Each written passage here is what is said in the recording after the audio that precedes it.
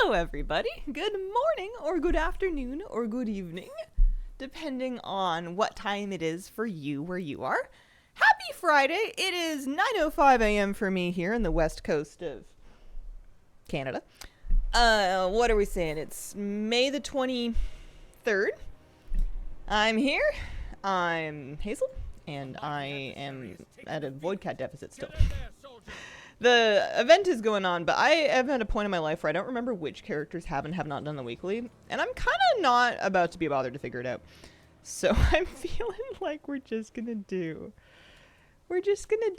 dailies until either I run out of characters that can do it on, or until the mount drops.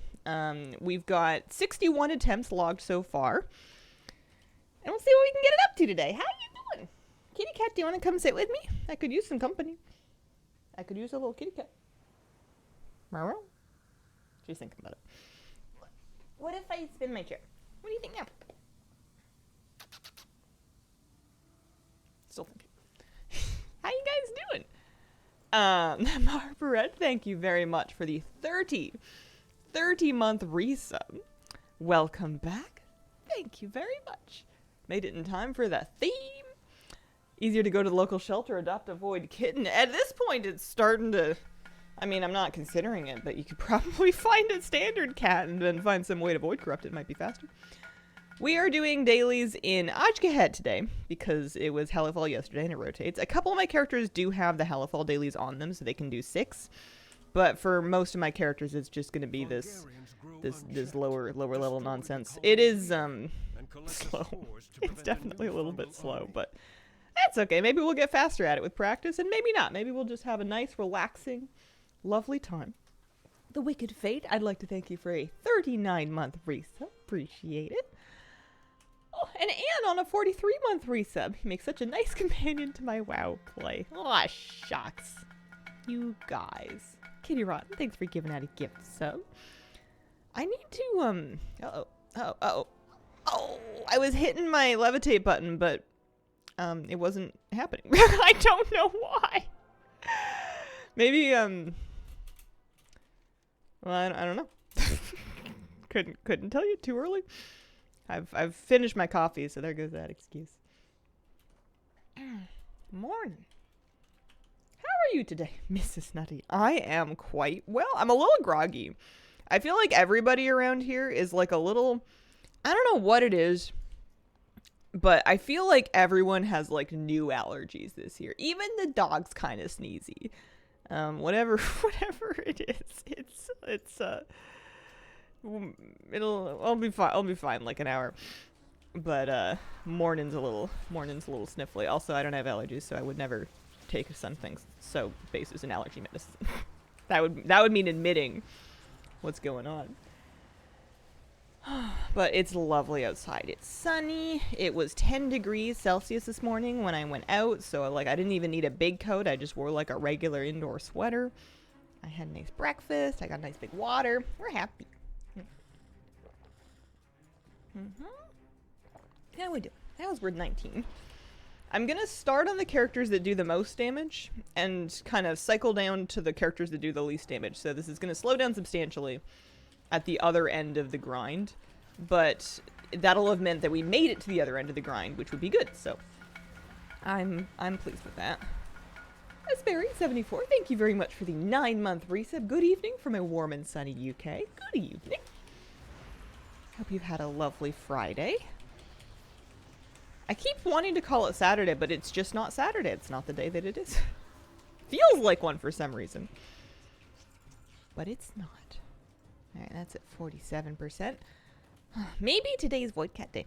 It could be. I thought it might be yesterday, but you know what's different between today and yesterday is yesterday I was stopping, maybe not every hour, but most hours on the hour to go do the actual event for Mog tokens. And that's fine and good, and I do still need Mog from those tokens. But, in terms of the Void-Cat grind, it's bait because it doesn't help you with the Void-Cat at all. And I want just Void-Scarred Lynx attempts today. So we're doing all dailies, no hourly event. You think it's just gonna take like 8 minutes, and it takes like 20. You can easily spend a third of your time doing just that if you're not careful. yesterday was Void Cat Day for some of us. Was it Void Cat Day for you? What grind are you working on? I am trying to get a Void-Scarred Lynx. This thing. I'm trying to get this guy to drop from the daily bags for the Nightfall dailies. So I'm using all of the characters that I have. And I'm going to do a trio of dailies in each of them to try and get it to drop. Yeah, it's preemptive Saturday. We're practicing Saturday in advance. Working on You Shall Not Pass. Ooh, how's it going? Is there any part in particular that's been sticky? You Shall Not Pass. That's the BFA, or not the BFA one. That's the current expansion one.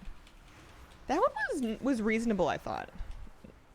I feel like I remember it being reasonable. Have you capped the rep? Oh boy, have I ever.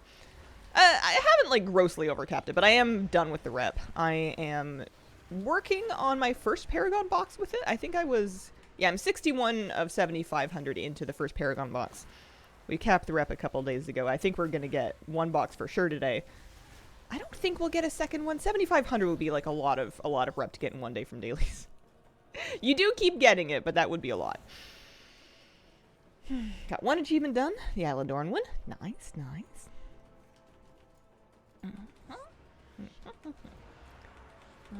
This one and this one and this one.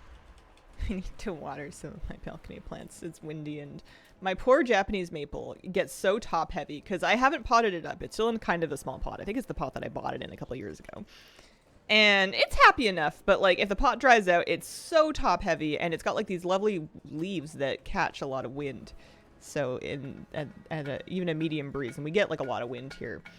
The thing just goes toppling. The poor thing. It doesn't seem to be terribly damaged by falling over, but it's a matter of time because it falls over like every other day. I tried to wedge it in amongst my other plants on the balcony to like support it, and sometimes that works, and sometimes it just takes its friends down with it. Just remember that the Pet Charm Rare and treasures exist in BFA. Bringing all my alts through BFA to collect those. Pet Charm Rare and treasures. Oh, like the bee thing in Drustvar. You know what else that made me think of is it not possible to get... No, I'm thinking of something else. In Dragonflight, on the Forbidden Reach, you know there was like those summonable... Oh, no. Never mind. I'm completely I'm making stuff up. I was about to tell you that you could summon a rare in the Forbidden Reach to give you pet charms, but what I was thinking of is the fishing coins. You can summon a fishing rare to give you the coins that you turn into the frog for stuff, which is nothing to do with what you're doing. Don't mind me. Let's see. We want this one. And these ones. And tag that one for sure. Poacher guy and the actual treasure chest and stuff. Yeah, that's right. Do you have like a specific goal you're working on with the pet charms? Or are you just trying to get as many of them as possible for a stockpile? I know I ended up grinding pet charms to buy the rainbow, the amethyst, the flawless amethyst bobbleworm, which is the bobbleworm pet that cost a bajillion pet charms that had the rainbow trail effect. And I farmed that with daily quests. I did it before like the mission tables. I did daily quests on alts to get that many pet charms. I don't even think I had like rematch. I don't even think I had pet scripts. I think I was manually executing those strategies. And then I found out later that people had farmed so many of those to sell that like you could buy one for like 200k or like 150k, which is still a lot of gold, but relative to the amount of pet charms they wanted for it, it was like very reasonable. I'm still glad that I farmed it myself because that's the kind of stubborn girl I am. But I remember thinking, man, I really could have just bought one. What are your favorite classes? Let's see, I liked English. You know, any creative writing classes were good. Science was fun when it was about biology. I have a feeling you're talking about WoW though, and I'm just being annoying. I like priest. Priest good. I'm a priest main. Why do you do things like this? I could ask you the same question. Trying to get to 1800. Most of the ones are pet charms and rare drop ones. Gotcha. Good joke, streamer. Thank you very much. I was at a local music show and the host was telling jokes in between numbers, and one of them was a pun, and he had to say it twice to get it out, but I appreciated it, so maybe you guys will appreciate it as well. All right, so are you ready? You gotta get ready. you gotta prepare yourself. I don't even know if it's technically a pun. I guess it is. Hit us. All right. What's the difference between a cat and a comma? I don't know if I should wait for an answer because somebody could just Google it and then it's all over. I don't know, Hazel. What's the difference between a cat and a comma? Well, a cat has claws at the end of its paws, and a comma is a pause at the end of a clause, or has the clause before the pause, something to that effect. Yeah. Oh no. Oh, it was good. It was good. I enjoyed it very much. Amazing. The presenter had to say it twice to get it out because the first time he asked the difference between a cat and claws, and it didn't go anywhere. So then he restarted over. It was great. It's a hard line to get out to see why they had to try twice. I was a little overconfident going into this just now, being like, I heard it twice last night. I can totally rip this off. And I almost ruined it too. I don't think I said the last line correctly. I got the point across, but that is a classic. Too clever for my dumb brain. He slept through English. No one has spoken to me about clauses in the context of language since... I don't even know if they covered that in high school, to be honest. If they did, I must have slept through it. I know I just said that I liked English class, but we were mainly just like reading Shakespeare and writing not even essays, just like paragraphs to indicate that we had understood the Shakespeare we read. Only heard it through Santa Claus. Yeah, that's also kind of my first thought if you spell clause like that. How are we doing? 50%. These are not going to be fast dailies.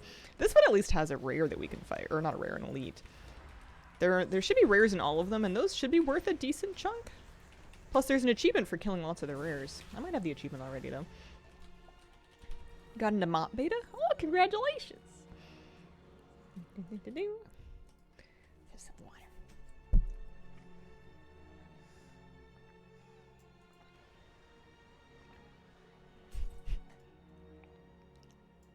Much like we are now writing short paragraphs to pretend that we understood the clause jokes just now.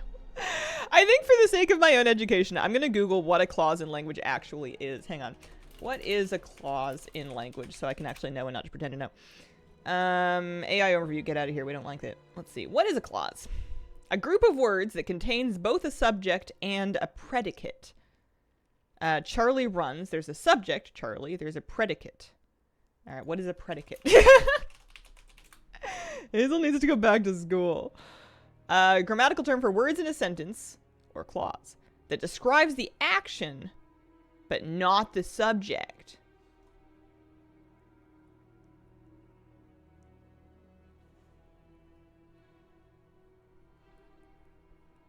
Comes after the subject, starts with the verb. No.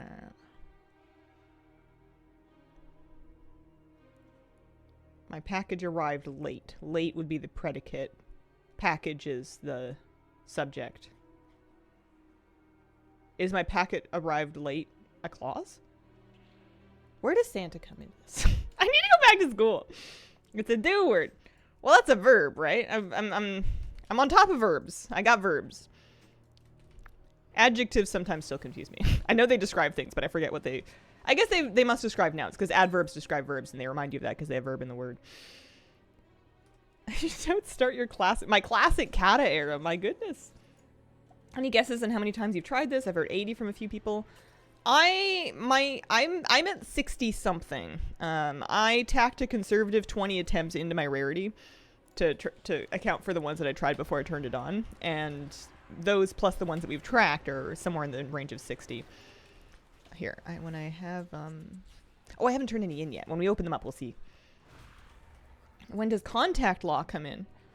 I think you got to get HR involved for that. Sally arrives late. Late's the predicate. Sally's the subject. So is that a clause? Because you could put a comma after it if we're learning about English through the cat pun. Am I done all 3 of my questies? I am done all 3 of my questies, so we can turn these in. One of them turns in here, one of them turns in here. But I feel like one of them has to turn in back at the camp anyway, so you may as well go all the way back up to the camp. Here, let's try to fly ourselves. Let's be big kids today. I always take a flight path to get back up here.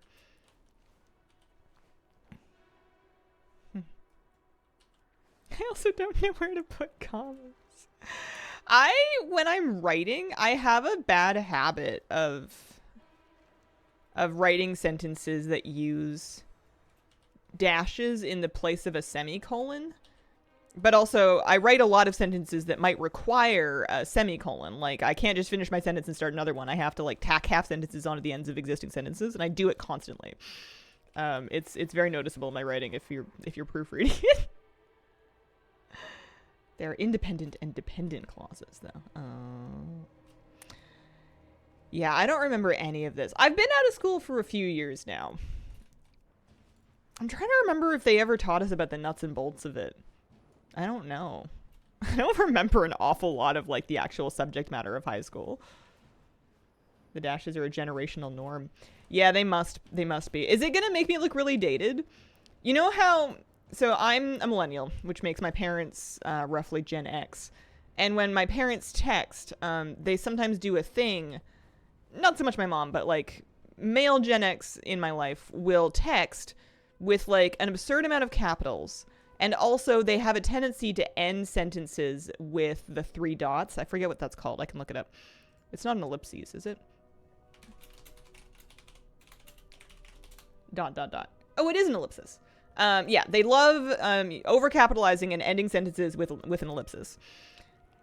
And it's such a generational thing. It's also loaded with guilt for some reason. It's like the most open-ended, guilt-trippy way to start a sentence. Or at least it feels that way. Maybe that's just me projecting my feelings about my parents. But I associate that very strongly with Gen X, and particularly Gen X men, but Gen X in general. So I wonder if my dashes are going to be the same thing that like marks me as a millennial to future generations. I'm Gen X, but I don't capitalize unnecessarily. Nice to have you home this weekend. ... I don't know why you don't like ellipses. They're fine. They're fine sometimes. It depends on if you finish the sentence, you know.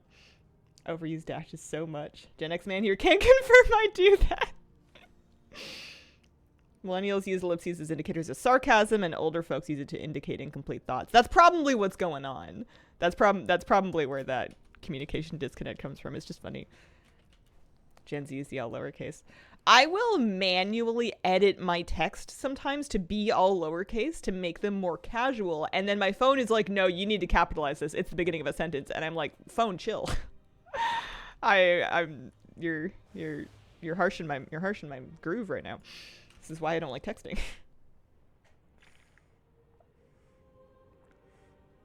Depends on the context, but the ellipses can be passive-aggressive. I think that's what I'm reading out of it. It sounds, depending on context, like you said, but it sounds very passive-aggressive to me. Sacred flame guide your way, friend. Capitalize on phone, hardly any on PC.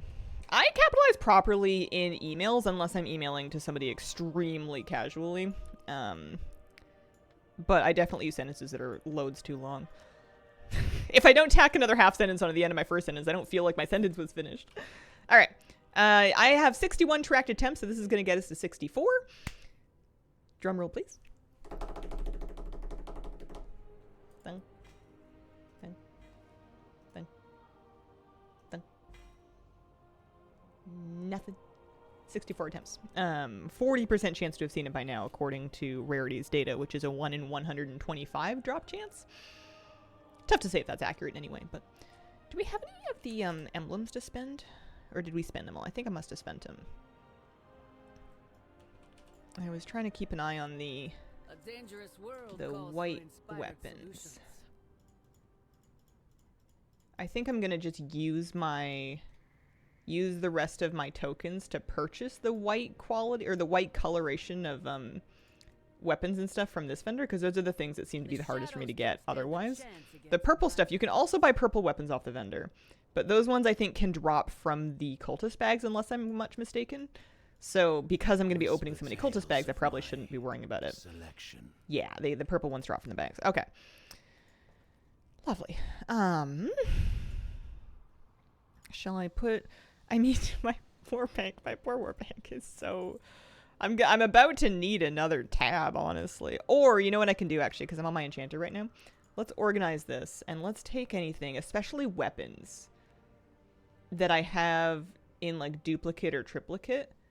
I don't need 3 of this staff, so I'm going to take at least 1 of them.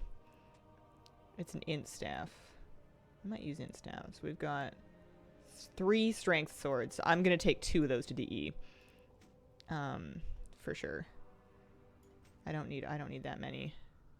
That's another strength sword. That's another... How many int staffs do I need?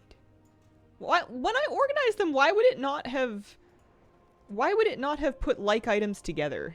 I wonder if it's grouping them by upgrade level and not necessarily by whatchamacallit.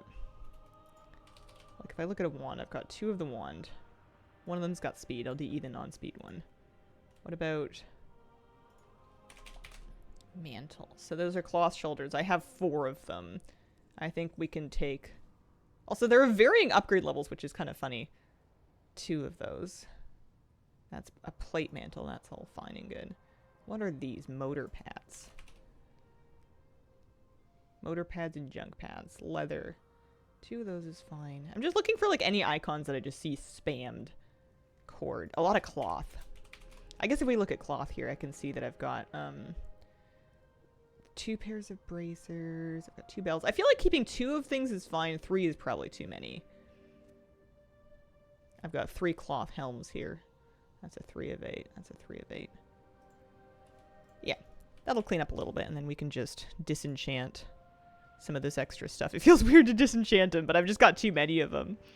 Also, what does that sell for? 81 gold? I could have vendored that. I should be vendoring these. They're worth 180 gold to just vendor them. Have you done much horrific visions? I did kind of the bare minimum. I don't know. Yeah, I'm just vendoring this stuff. It's I guess the ones that vendor for under 80. Under 80 gold. Or around 80 gold I can disenchant. But like the weapons for sure we can just vendor. They'll go up in value when season 3 hits. Probably worth it. Yeah, but I don't know if it's going to be back at like 200 gold a crystal. Maybe. Hi, kitty. How you doing? Anyway, we can worry about that later. Okay. Yeah, I want to work on all the horrific vision stuff eventually. I'm kind of putting it off, though, until... I feel like the longer I procrastinate on it, the easier it's going to get, because as I get the power tree powered up, which is time gated, that'll make it easier. The other thing that will help is getting those like things in the starting room powered up, which I will be kind of slowly doing just by doing the weekly. I think my plan is just to do the weekly for like 2 or 3 weeks and then to start poking around with the extra stuff. Girl math meet procrastinator math. Do I dare say I didn't even know the Lynx existed and got it in my 3rd chest? It's been known to happen for sure. It's definitely been known to happen. I can't believe Anthus is 650. This is so great. I have these like animus spherules from running Nathria that I can't get rid of.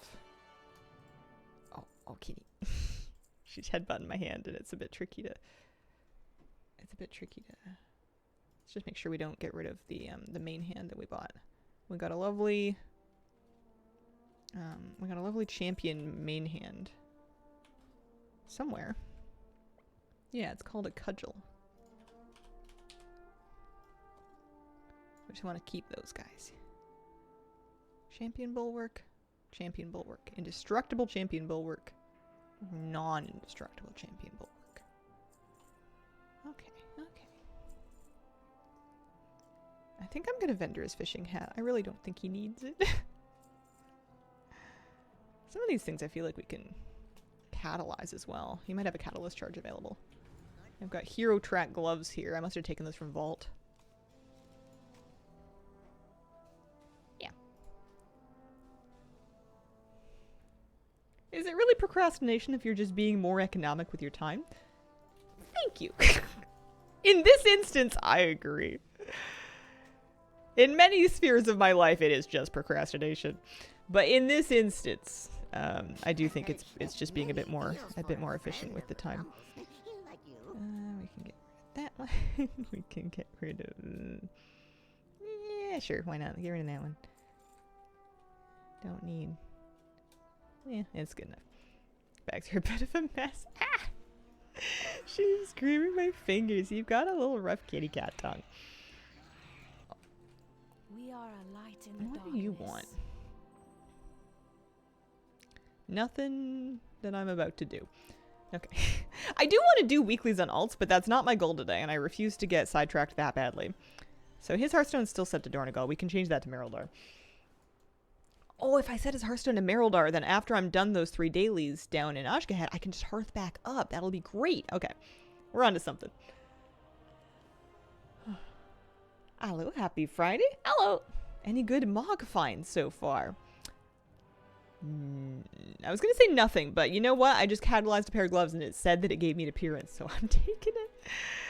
Today is all about that Void Cat. I'm not going to do the top of the hour event. I'm just going to do dailies. I'm going to do as many of them as I can get through to try to get the Void-Scarred Lynx, or at least to get my attempts higher. We're up at 64 right now. I think we can do better than that. Did you shout out Flabby's sub? You know what? I completely missed it. 72 months. Thank you very, very much. Holy smokes. See, Mog's always the answer. There definitely is more Mog that we can get along the way. The Confiscated Cultist bag can give me the mount that I'm looking for. But it also, there's 1 cloak and a mace that can drop for this character. It looks like he might need to be prot loot spec, so I will spec him to as such, just in case it's needed for him to get that drop. 51 and 54. So there's definitely more things. But I feel like maybe those are the only ones that'll drop for him. Potentially. I kind of thought it dropped stuff for all armor types. I get very confused because of how warbound it all is. That is 6 years, by the way. Is it really? 72 months. Have I been on... I guess I must have been on Twitch for 6 years now. That's kind of upsetting. I feel like I just switched back to Twitch from YouTube. And I feel like that was like a mid-career move. I do not feel like that was 6 years ago. Kanar, thank you for the 33-month resub. Very much appreciated. Get easier if you have more time to gear up. Yeah. I know that I haven't done a lot of content on my priest since they lifted the crest cap, so there's definitely room for my priest's item level to grow by just getting like her pieces fully upgraded with gilded crest that I haven't earned yet, basically. You did just switch back. BFA isn't that long ago, right? Yeah, that's what I'm talking about. That's true. We're gonna go with that. Clean up his bag. So he has 1 emblem of service he can spend. And if I buy something and then just delete it, then it'll show as collected for everybody. We pick up our dailies. For the Empire. And then you have the white quality stuff. Which he no longer needs for the sake of wearing. Yeah, he's got a champion stuff on. But we can buy it for the sake of Transmog. I'm not even going to delete it or anything. Oh, if I equip it, that way it's not tradable anymore, and then I can vendor it.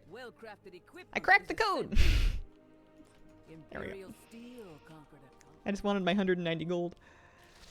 Okay, so we're going to head down the hill. We're going to start with this one, because I feel like that's the worst one.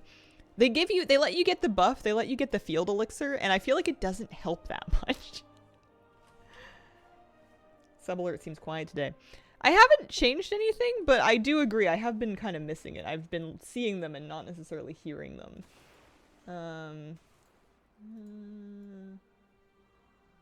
Streamlabs alerts. It should be on.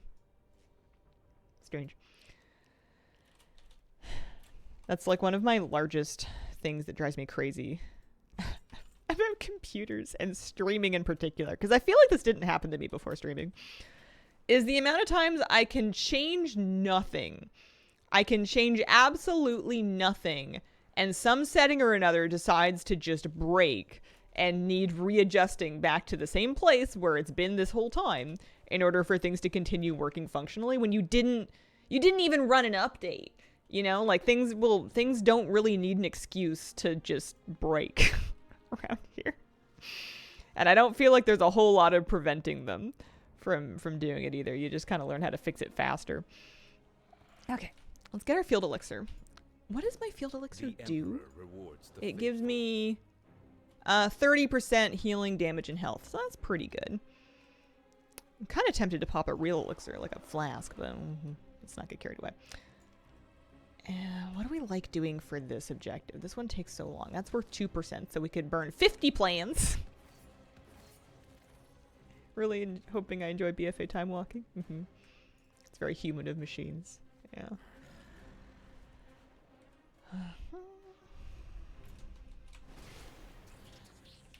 10%, 11%. Yeah, I've seen worse.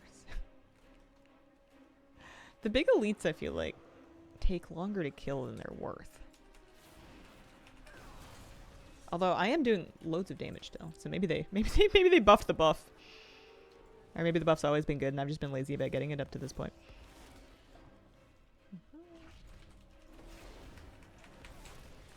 It's nice that while working on this you get some resonance crystals.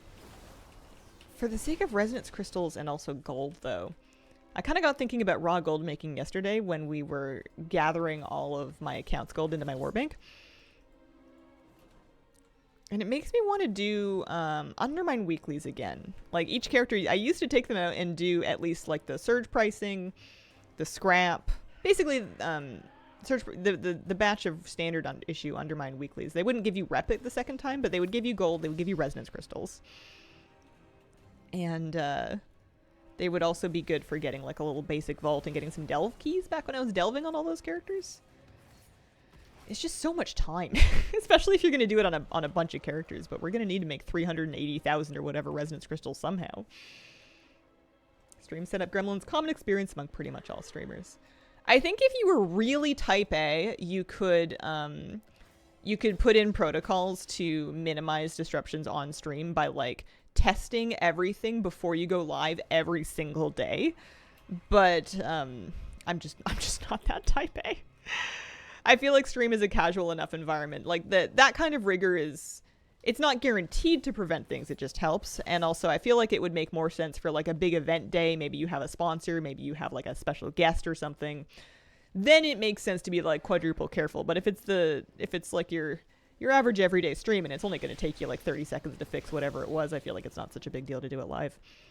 It's adds to the casual homespun feeling, right? If we wanted to watch professional productions, we would be watching television. Too much of an adrenaline junkie for that kind of thing. Read the feed every now and then to check for new subs? Yeah. Something like that. I feel like there must be a sound. I think my ears are tuning it out. Might be useful to be able to filter all the things with how many hours a week you can spend collecting things, and it'll only show you achievable things. That would be a tough metric to filter things by, just because something, somebody could get invincible in 5 minutes because they could just kill the boss and then it drops and then they're done. It might be kind of fun to do all the things in a much more filtered way though, where like you turn off almost everything and then you just turn on one category of thing. I guess if it's Transmog, that'll still take you forever. You cannot worry a lick about anything but Transmog and still be busy for functionally the rest of your life. At least it feels that way to me. But I guess you could also set like personal goals where like maybe for you getting all the things just means getting half of the things or getting like 2/3 of the things.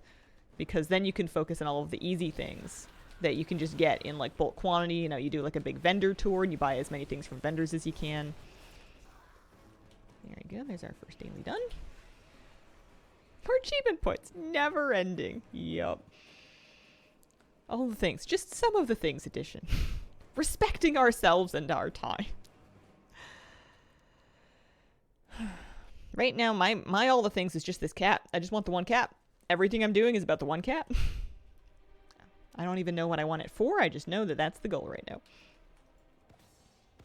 How transmog that doesn't look terrible on a gnome? Wouldn't it be fun if you could filter transmog collecting by color?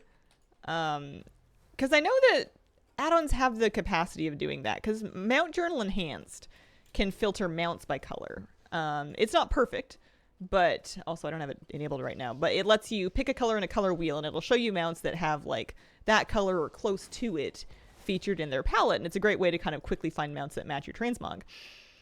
So it would be fun if you were able to filter something like all the things to highlight for you transmog that you're missing that features a certain color. So somebody that wants like as much pink mog as they can, that would be a pretty easy one to start with, because there's not that much pink transmog. The game didn't really get on board with pink stuff until like the last 3 years. It's a short list. Some of the wardrobe ones do. Every few months, I'm reminded there are probably tens of mounts that I could just go buy off vendors. I don't act on it. Rep goes up as I keep playing, and then the cycle repeats. I am missing transmog from vendors, and I can tell because every time I log on to another server to buy mog, I'll usually filter by like cheapest, uncollected, and I'll see that it's like, oh hey, there's this thing that I could just go buy from like a dude in a city somewhere. Often it's Horde mog. I didn't do a very thorough scouring of the Horde mog vendors. I got some of it, but clearly not all of it. And I'll see that I'm missing stuff, but I don't act on it because usually I'm in the middle of doing something else, so I just kind of like look at it and go, oh, and then move on. Imagine if you had a co-stream with Flabby, you'll had a set collection goal for the stream, new mog from a given zone and race, kind of like you did with HC.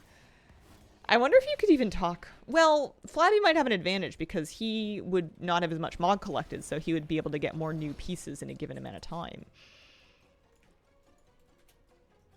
But also, it'd be fun. We used to do races almost exactly like that, but they were loot appraiser races, where we would both be running an instance like Old Oldman, for example, and we would have loot appraiser on, and we would race to see in a given. It's actually built into the add-on. We would race to see in a given time frame, like an hour, who would have collected a greater valuation of greens and blues and whatever to drop. Like competitive WoW gambling streams. Good as a sub goal. Sounds like a fresh account challenge. I don't know if I mess with fresh accounts. I want a zone lock at some point. I don't know when or how, or if I really know what I'm getting myself into with that, but it sounds so fun. Okay, going down to the third one. How are you liking Visions? They're fine. I did some of them. I got the weekly done on Wednesday, and I have not yet been back. They're fine. They don't seem wildly different. I'm giving them a 5 out of 10. I'm entirely neutral on the matter. I'm not really excited about it, and I don't really hate it. It's just kind of there.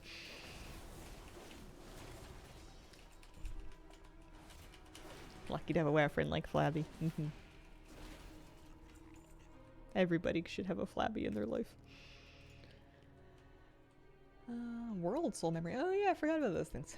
I started doing World Soul Memories for like 1 week when I was really dying to do lots of delves, because you can get extra restored coffer keys from the fragments you get from doing the memories. I did it for like 1 week and I was like, oh man, this is really cool. I've never actually gotten into this. And then I no longer needed the keys, and then it was just not necessary anymore. Does he have extra keys? He has 5 keys on him. I kind of stopped doing weeklies on these guys too. Haven't done a single World Soul event. I did one when the expansion first came out and got kind of confused about what the point was, because it felt very underbaked, and then didn't go back and do any more of it. There's a couple of things you can collect from him. Much easier than it looks. You only need half the rares.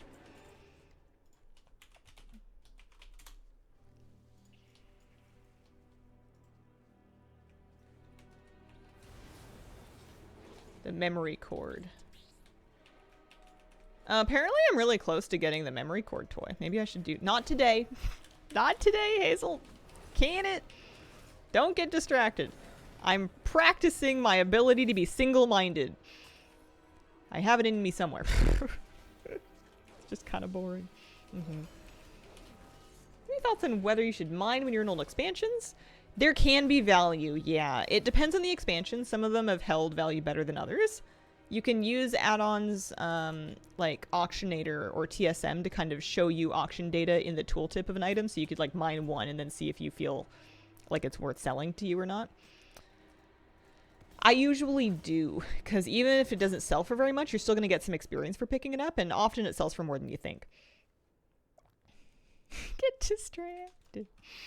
I want the kitty cat mount. There's enough time for everything. I want to do one thing at a time.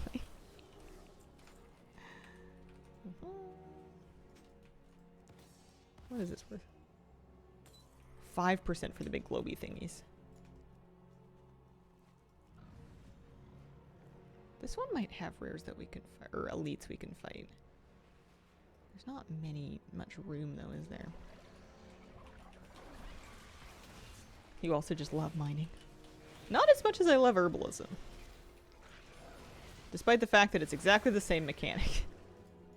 Herbalism is just more of a vibe. World Soul Event kind of assumes you need a lot of coffer keys, but if you're engaging in other endgame systems, you really don't. I think that if delves were faster, I would be more down to kind of like grind out more with the coffer keys.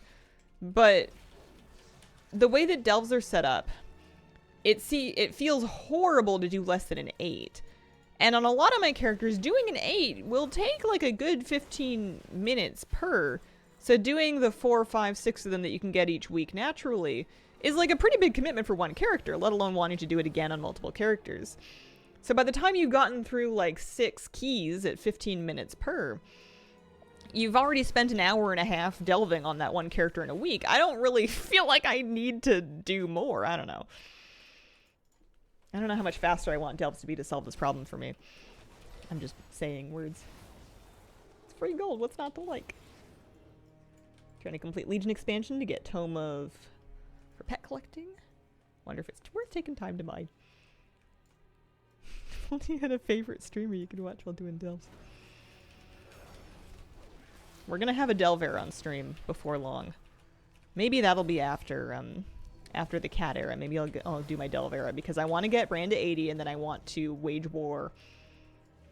I don't know why I'm so hung up on the war paradigm. We're gonna go toe to toe with Underpin. Double question mark solo Underpin. I don't know which character I'm gonna use. Maybe a BM Hunter, maybe this guy. But we're gonna make him happen. Okay, so we're gonna actually hearth back up top. Hard to imagine completing like the 500 delve achievement. My feeling is that that is intended for most normal people to be something that happens over multiple expansions. They've made a big deal about delves being a new content pillar that's going to stick around in the same way that Mythic Plus has. So I'm guessing that they're not expecting most people to grind out like the 500 bountiful delves within a given expansion. That seems like something that'll happen over multiple X-Packs for most people. Maybe 116, it's been as long. Yeah, I definitely don't. I didn't do a lot of delves early because I was getting so much gear from Mythic Plus and whatnot that I didn't really need to. I've only done 113. But there's neat rewards from them. We are the seekers of light. Stay alert. Okay. Are we close to their Paragon cache? Another 500 rep. We're getting 100 rep per daily. So we're getting 300 rep per character. So another 2 characters and we'll have enough rep. Wish more of the heroic gear would be warband mounts I can send into my ults. Main is well into myth gear at this point. Good morning. Good morning. Okay, 3 more chances from 64, 5, 6, 7. Drum roll.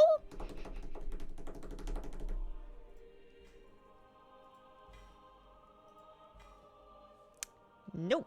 I got gloves, cape, and gloves. Which are not what we're looking for. Gosh. I have many lucky doos that Many you lucky like. doos. I feel like capes are good to store because lots of characters can use them. Those are mail and those are cloth gloves. Alright, well. Next May your character. feet find good trails. Delve Mog sets are all pretty nice, even if they are recolors. You can fold the cape so smaller, right? Nice square thing. Just unlocked the 30 Legion Dungeon artifact appearances. Very nice. See if we can stick that here. Alright. Time for my Warlock.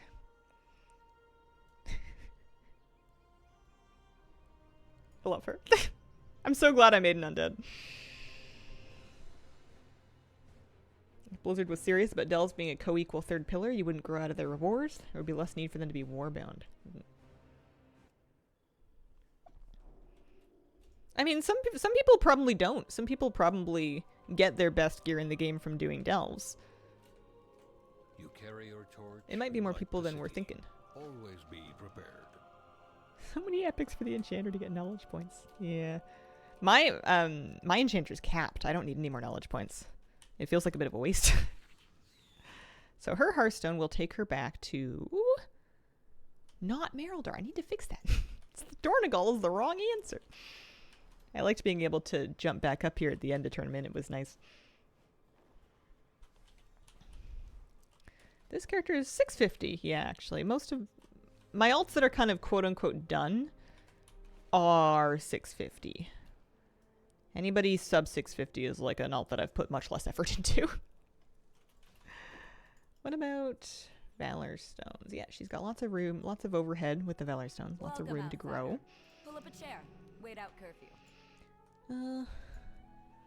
Pet? Pet would be good. Meow. Kitty, you want to say hi? Here, I gotta fly to the next one so you can have your cat cameo. Hi, how you doing? How are you?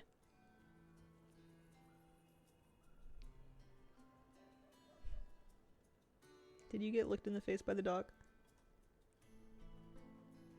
Lately, if I go to visit with the cat, she'll be sleeping on like the pink chair and I'll go sit with her and pet her for a while. And as soon as Moose hears that I'm paying attention to Kira, he'll trot over. Even if he was like perfectly happy doing something else or laying down somewhere, he'll get up, trot over and be like, why aren't you loving Moose?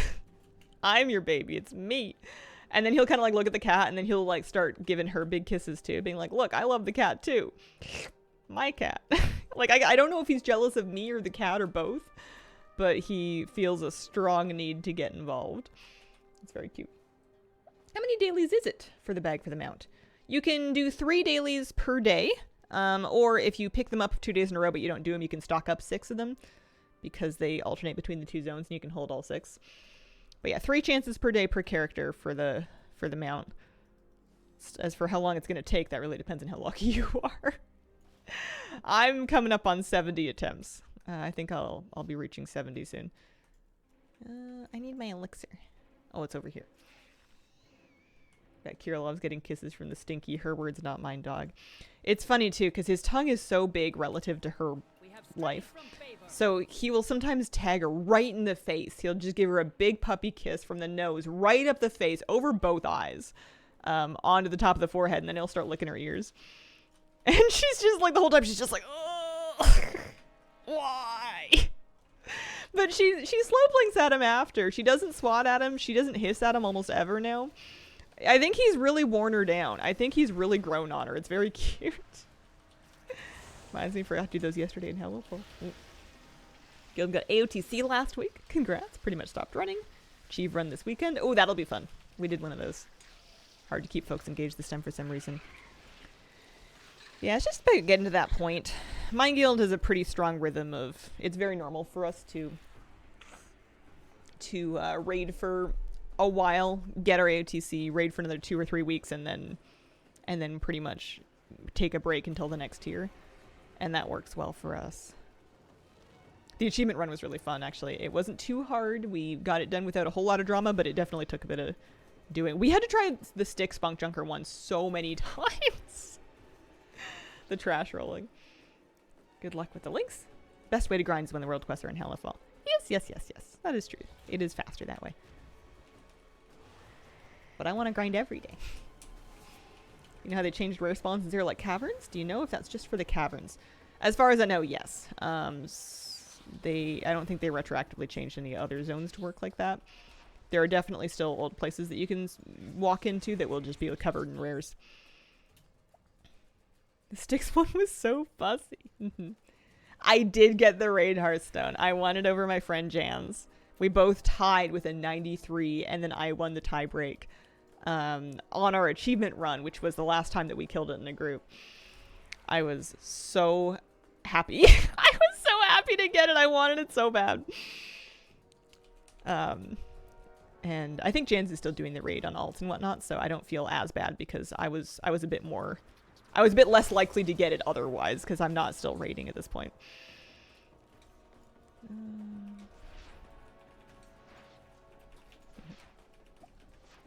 Galley takes so much healing compared to the rest of the instance. Yep.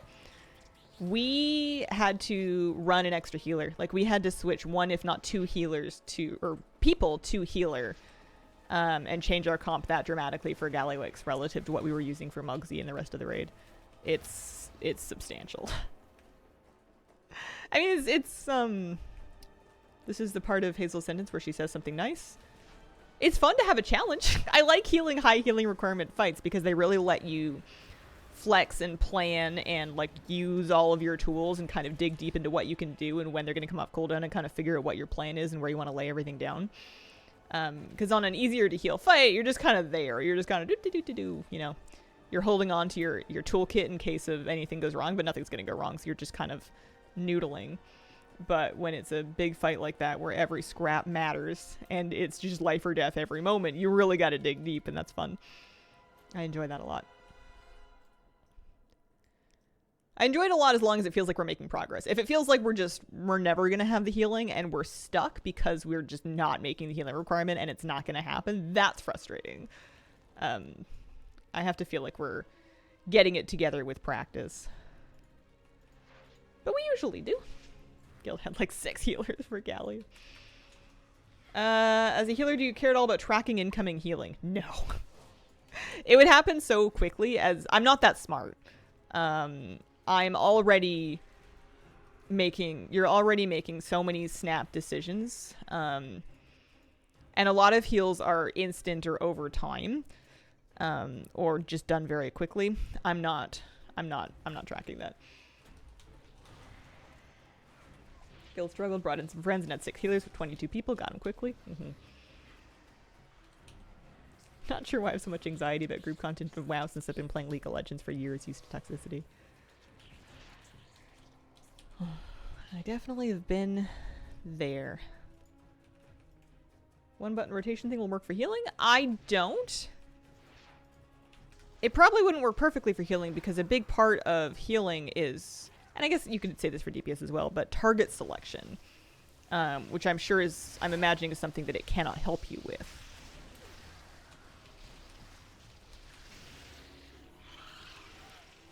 I'm struggling to imagine how it would even work for healing. Not even the one button thing, but just the spell highlighting thing, because healing is such a different animal compared to DPS in that way. Wondering because I've never cared about tracking it either, but Blizzard is planning to remove the ability to do it. Oh, I didn't know that. Wondering if other people do care.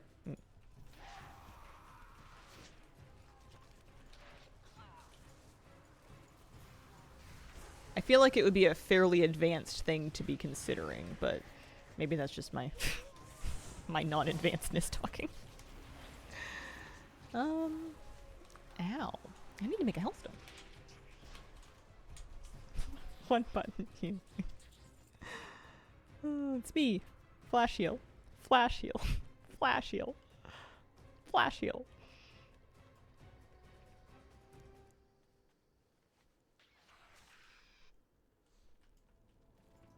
Will details report damage differently if you switch targets? No. Details can keep track of which targets you're doing your damage to, which is useful to find out, like, if you're running a raid and nobody's switching to rares, or not rares, ads. If no one's switching to ads, you can use details to figure out who is and is not doing that. You can also use logs for that as well. Removing a lot of things add-ons can do today, and incoming healing is one of the things. Oh. Today, huh? You know what I think I'm going to do? Is I'm going to make a point to not look up what they're changing, and then see if I notice. And that way, I can bypass being upset about them removing things that sound important but that I don't actually use, and I can skip straight to being upset about things that I actually notice being missing because I was using them. I have a suspicion it's not that many things, but there's only one way to find out.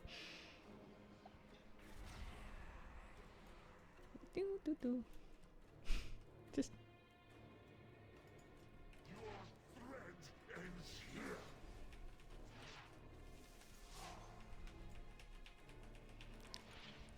like 6% per mob, more or less.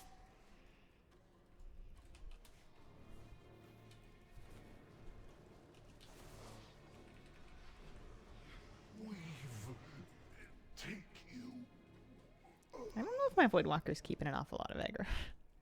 I'm glad he's here. You know, for moral support.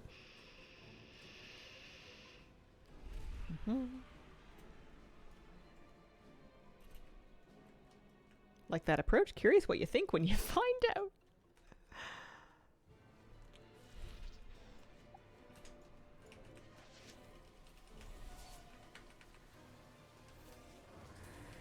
I feel like combat add-ons should have always been thought about like they are now, and I'm glad they're doing something about it.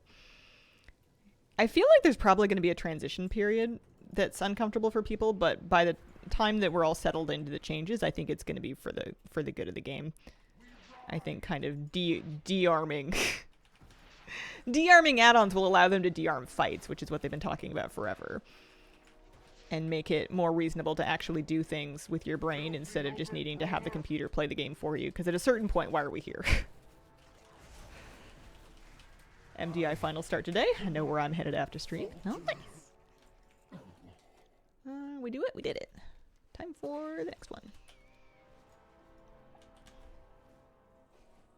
How you doing, kitty?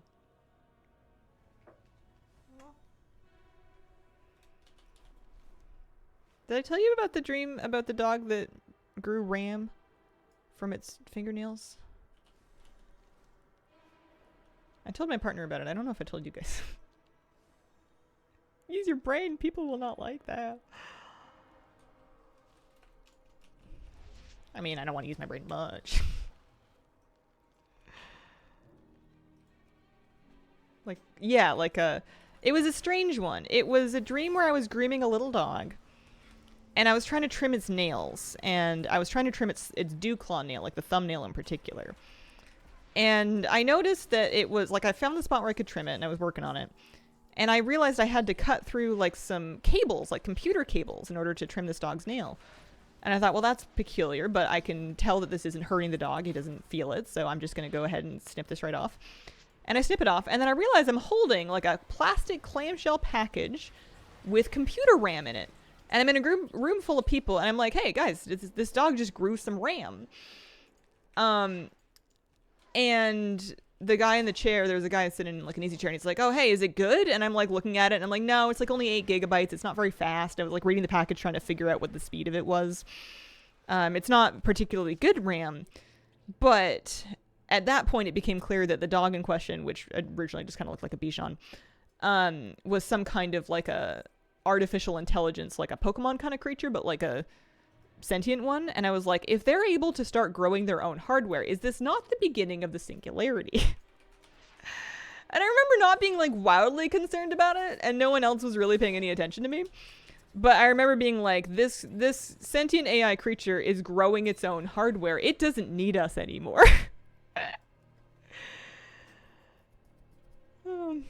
Sometimes things happen so fast it's not possible for some brains to react, and some brains can and cannot. I think sometimes the brain that can is just the brain that's done it like 500 times before, so it's been able to encode that into muscle memory. Sometimes it's an experience thing, which doesn't help your paradigm at all. But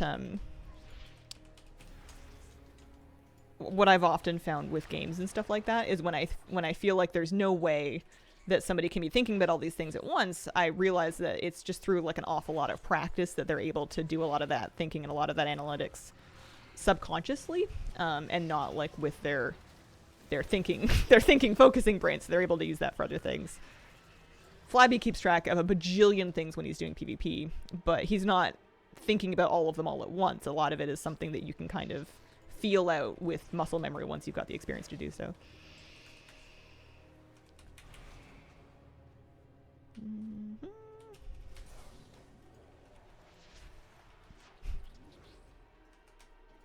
I remember really wanting a robotic pet when I was a kid. And I think it's just because I wanted an actual pet, but like we couldn't have one of those for a while. And the fantasy of having like a robo dog or even like a nano pet was pretty compelling. Maybe that's what drew me to Neopets for so long. And nowadays I feel like I wouldn't want that at all. Like I'd rather just, maybe I'm just spoiled because I have a real dog and I have a real cat. And I've wormed my way into the lives of quite a few different neighborhood dogs and cats that I can visit when I go out on the town. It wouldn't be the same. I like that in dreams we sometimes don't react hugely to crazy stuff. I've had that too. I have it both ways. Sometimes something crazy will happen, and in the dream I'm just like, oh wow, that's weird. But then other times something very normal will happen, and I'm freaking out about it in the dream. Like I never really get angry or yell at anything in life. It's just not how I process emotions. But sometimes in dreams I will yell at somebody.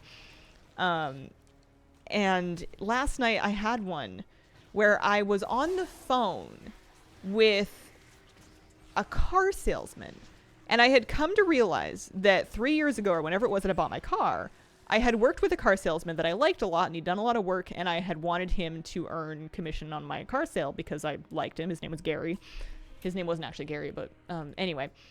I had assumed for these past 3 years that Gary had profited from the good work he had done to help me find my car. And I was on the phone with some other dude who was randomly named Mitt, which is like barely a name. And I realized that Gary had been forced to give up his commission to this other man who had not done any of the work. And I was furious. I was going off on this guy about how I was the customer and I was under the impression that Gary, who I liked and had worked with and had done all of the lifting, was going to earn money on that commission. And who is this Mitt man? I don't know him. I don't like him. I didn't agree to this. And it was just such a strange thing. I barely even know how car sales worked. I've never done car sales. I've done other kinds of sales. Are we at 3 of 3? I think we've done all of them. For some reason, I must have I turned one in just now. That's what happened.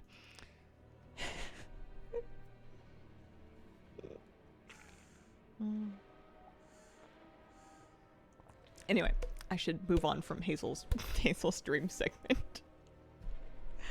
Usually happens whenever I like woke up early and then kind of went back to sleep and slept in. It's usually like that morning period where I'm dozing when I'll remember a ton of dreams.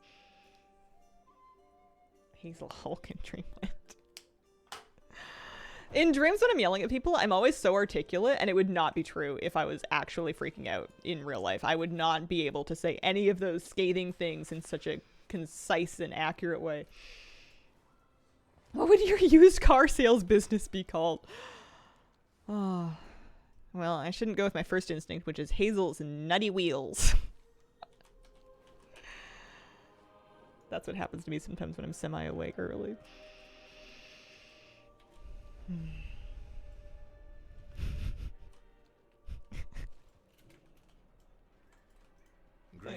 People come in to buy a car and I just convince them that they can make do with transit. Stay productive in the light. It's just a presentation about the planet. Okay. We've got 3 more attempts. Going to be 68 through 71. Hold out, conscript. Reinforcements are on the way. Those crawlers are up to something. Nope. Destroy Nothing. the target. 68 through 70, pardon me. Hazel's nutty wheels, not big on math.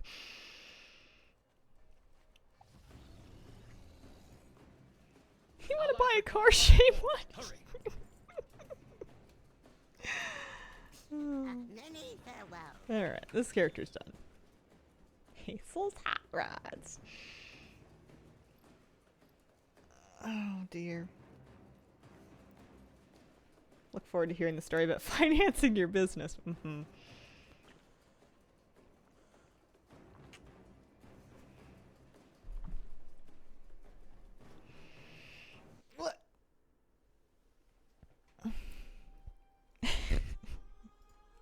Alright, time for the arcane mage to brave the Dailies. This is going to be a bit of a project.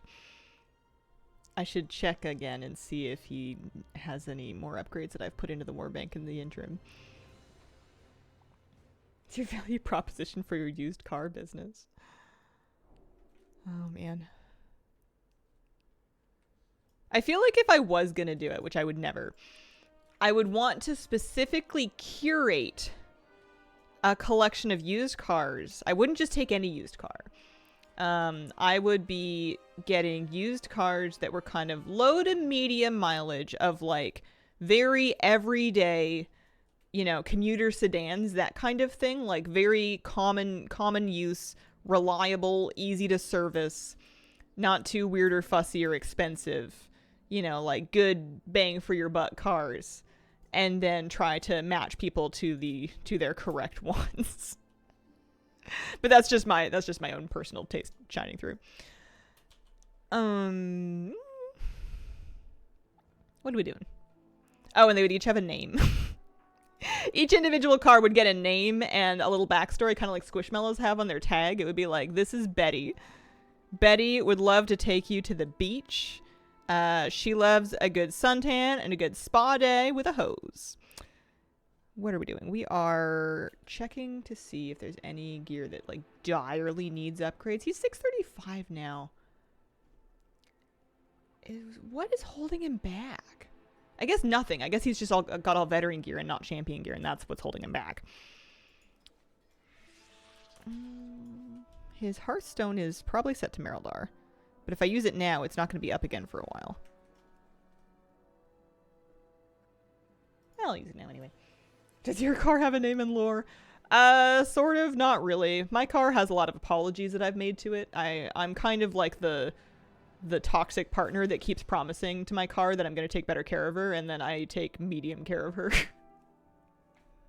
think that's called a Toyota dealership.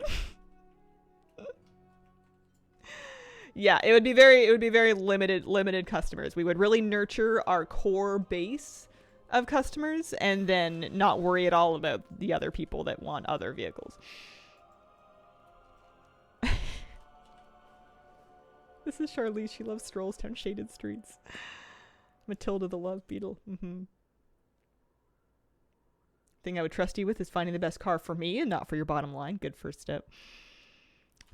I feel like the business would only be in business for like 2.5 years before we ran out of money. We would have to shut down anyway, so you better get your car fast. Are retreating. Rally to me, and we will finish this fight.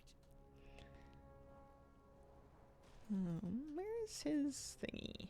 Let their Oh, he actually needs to do the scenario, so because it's basically the last boss happening in a minute here, I can probably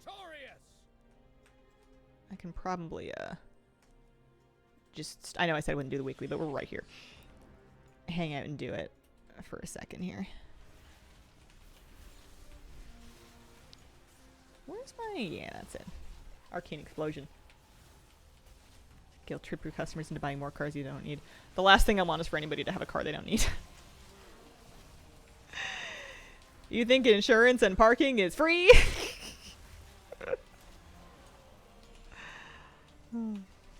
I feel bad for having one car, and I use it.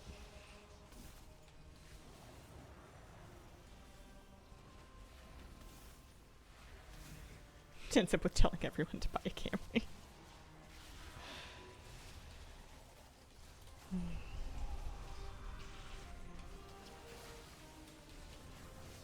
Modest cars maintained well. I need to get off the car dealership thing. This is a business that would require talking to people and potentially knowing anything about cars, which is two spheres of life in which I'm not wildly experienced.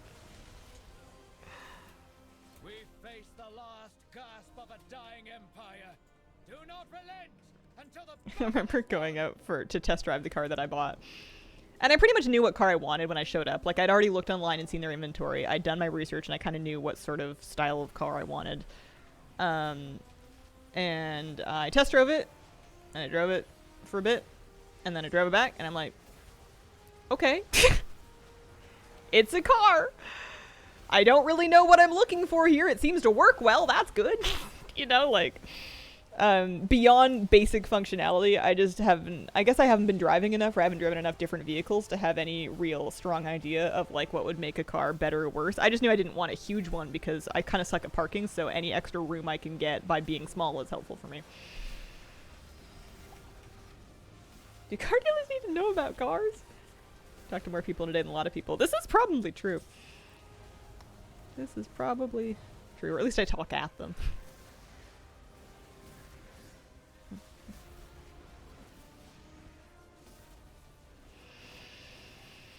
This guy's got lots of dailies, huh? Yeah. Track. Oh yeah, he's got some dailies from last time that I picked him up that I didn't finish them.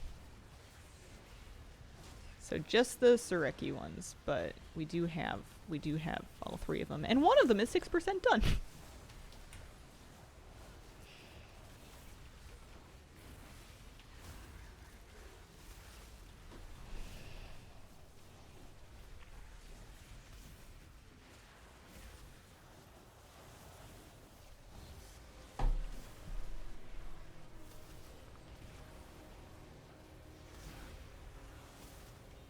Went out for milk and ended up buying a car from the sneaky Hazel. Yeah, we also have a local bodega. Gets you into the dealership, you know. Come for the cheap free-range eggs. Leave with a used, well-maintained Corolla. You know what would be really cool? Would be for that same dealership to offer, like, low-cost classes that just teach people how to do things like change their own tires and change their oil and like check their tire pressure, like sort of basic everyday car maintenance things that people with dads learn from their dads, but that other people missed the memo on and would like to be able to learn without having to like kind of squint on a phone on YouTube. Scoots, thank you for the 60-month resub. The big 60? Thank you very much. Appreciate it. So we have our Paragon cache to open. Also, he's got some carved crests he can pick up. Peasants can't learn how to service their carriages themselves. I don't know how to do any of those things. I want to practice on my own car, but I don't have a good place to do it unless I went to like a Walmart parking lot at night and hope they didn't kick me out. We're not allowed to work on our cars in the garage where I park it, so if I ever get like a driveway where I can kind of look at my car with like some modicum of privacy, I would like to get to know it a little bit better. Right now, I have the dealership service it for me, which works well. I don't think they're ripping me off too bad. Okay, what are we doing? We're opening our Paragon cache. You know, standard stuff. Was that my Paragon cache? It didn't really have much gold in it. Where's my gold? Excuse? Resonance crystals, though, actually. Not bad. Those are the other little caches. And then we've got 2 emblems of service. So the funny thing is he could really use champion gear. But I'm too cheap to buy it when there's Transmog that I could get.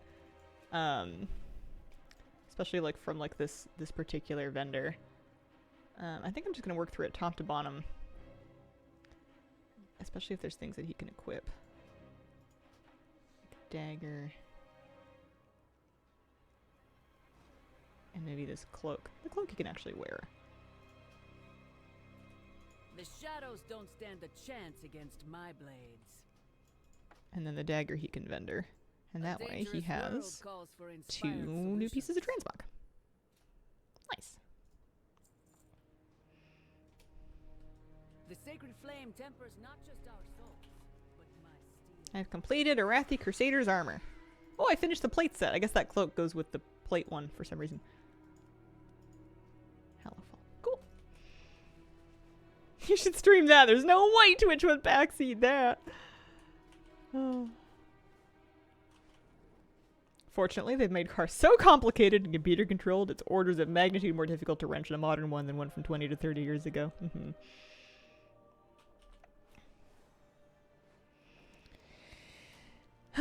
Yeah.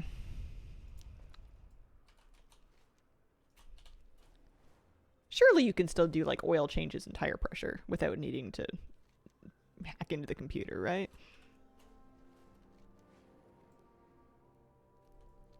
I'd love to be able to change my own tires out for like winter to summer tires and then like store my tires somewhere. I just don't have any. I mean, I guess you can have people do it. I feel like I would just feel a little bit more confident doing it myself. Yes, game, there are tailoring points. Thank you. Oh, yeah. Oh, I can choose a new tailoring specialization. Oh, boy.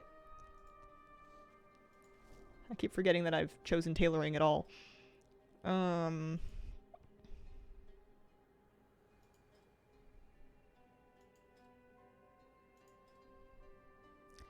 This one increases drops. This one lets him consecrate weaver cloth.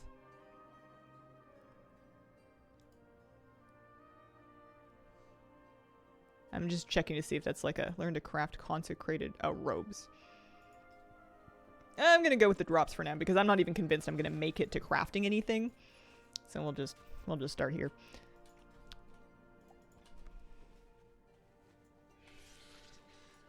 Changing tires isn't hard. I feel like the trickiest part from what I've seen is having a decent jack with you that you can comfortably and safely use on your own. Because it seems like there's like a very cheap kind of jack to lift your car that will be like included in tire change kits that sucks. And that some of them are better than others. I know very little about this, but that's my impression, is that if I want to learn how to do it, maybe a good step is to have something that I can use effectively with my limited upper body strength to lift my car without worrying I'm about to land it on myself. Wistfully remembering tearing an 85 Suburban down and rebuilding it with my college buddy, which would be impossible in my current reasonably modern car. Picked gathering and duskweave. That was most profitable at the time because of this. Scissor jacks do the job. Good bottle jack. To replace the scissor jack is a crucial change. More of an issue moving the tires with the rims on them.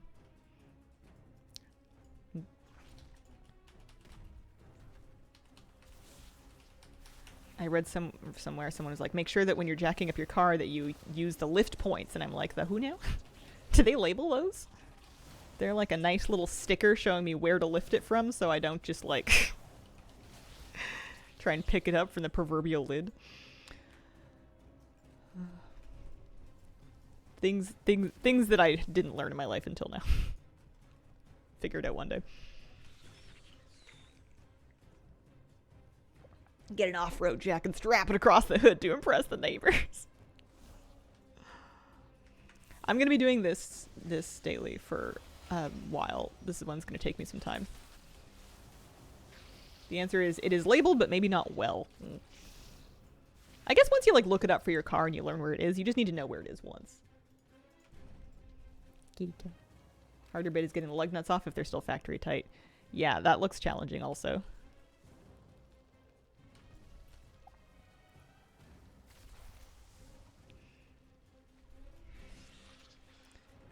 You know, it's good to have things to learn.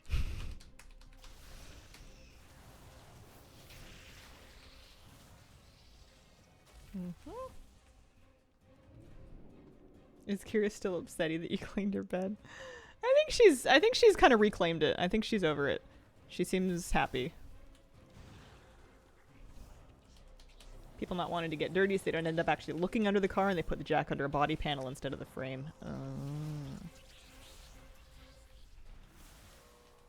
Maybe it would depend on what I was wearing, but I feel like you can't be too afraid to get dirty. When I go to house showings, I get, not filthy, but like, I get in there because if I'm making all this time to drive all this way to go see a house, you better believe I'm going in the crawl space. And the attic if I can get up there. Sometimes it's dusty. Sometimes it's dirty. I don't care. I need to go have a sniff. I'm having a look.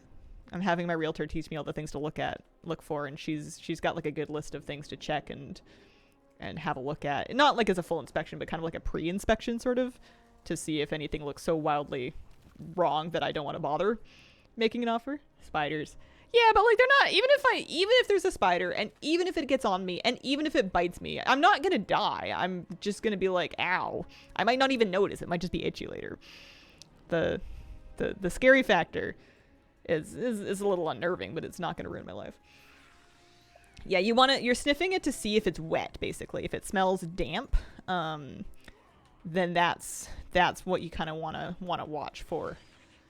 And you're looking around to check for effervescence, which is like these marks on the concrete of the foundation that show where there's been water ingress. It might not be wet at the time, but water will leave these sort of white patches, which is where it's pushed salts through the concrete.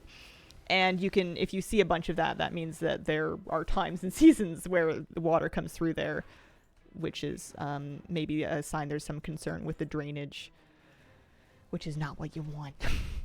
These are things you can fix, but some things are a lot more expensive than others. Something to consider is what the driveway will be like in the snow. Yeah, people say to look for a south-facing driveway so the sun melts the snow off, but like that's not most houses.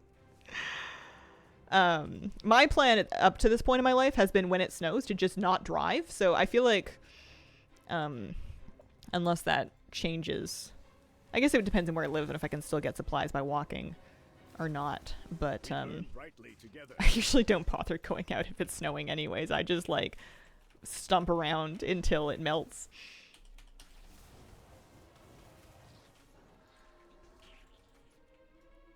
Water damage is a larger concern out west and other things. Apparently, like, a third or more of homes have mold in them because of how humid and damp it is here. It's extremely difficult to keep your home dry. And it's almost harder if your home is well sealed because that means that it's not going to vent out and air out and dry out. Like, if any water is in there, which it just will be, it'll stay there. It's apparently just a nightmare. Live in a place where it almost never snows, problem solved. Then you get the fun new task of shoveling snow. New task, free workout. Plus, opportunity to score bonus points with any elderly neighbors by assisting them with their driveway once you're done with yours. This is all hypothetical. I've never done any of it. I mean, I've shoveled snow before, but not since I was a little kid. Or a medium teenager, rather. Okay, that quest is done. We're heading down to this one. With you on a free workout shoveling. Love it. I never know how to dress for that kind of thing because it's cold out, so I want to wear, like, layers.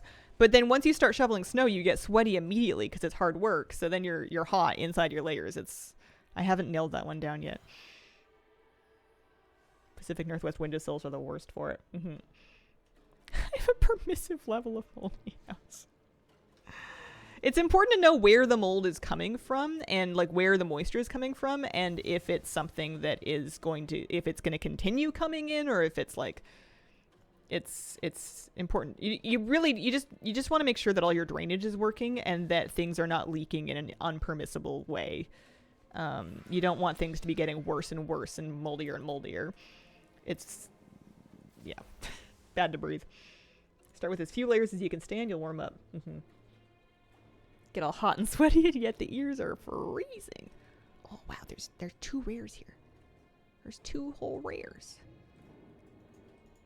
There's the silk collar and the web spreader. I feel like the web spreader is more...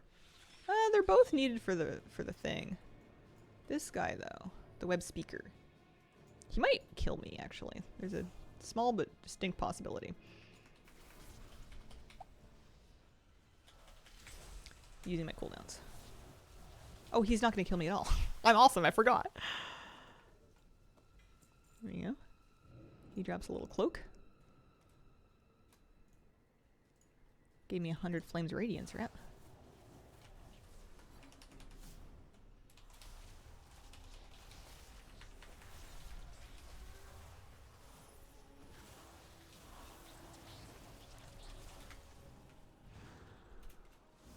Listening to music and noise canceling headphones while shoveling. Ooh. Yeah, it hasn't come up here because I'm just renting in the city. I wouldn't have to shovel snow even if it snowed much, and it doesn't snow a whole lot down here because we've got ocean on 3 sides. Kitty, are you gonna sit down? Or are you just thinking about sitting down? I mean, don't let me rush you.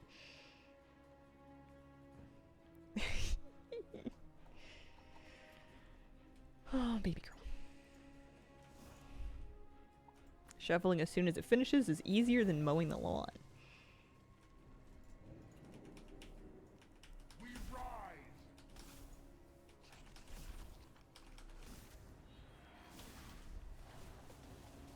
I cannot There's a whole community of people that get really into ride-on lawnmowers and like lawn tractors. For a certain size of land, I guess it becomes not mandatory, but like good. But then they have to service their lawn tractors, and that's like a whole thing.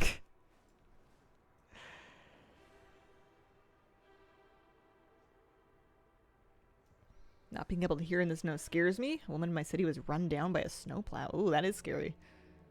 Didn't hear it coming.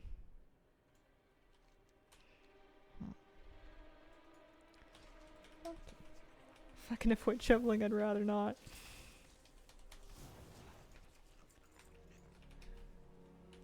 Yeah, I feel like if I do end up with a house, I would do the sidewalk as needed to make it safe for other people. But if I don't need to get my car out of my driveway, I'm just gonna not. I'm just gonna leave it be until everything melts and just kind of walk places as needed. It might bite me in the butt if there's ever like a big emergency, but what are you gonna do? Yeah, just get snowed in. That's what I usually do. Hibernation time. See if see how feasible that is anyway.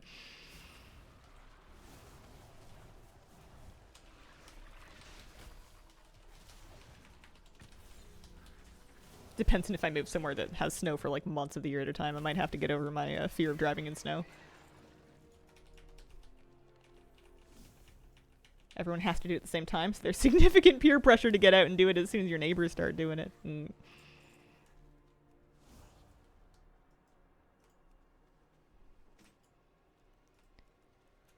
There must be a snow reason why everybody has to do it at the same time. That's something that I'm not familiar with.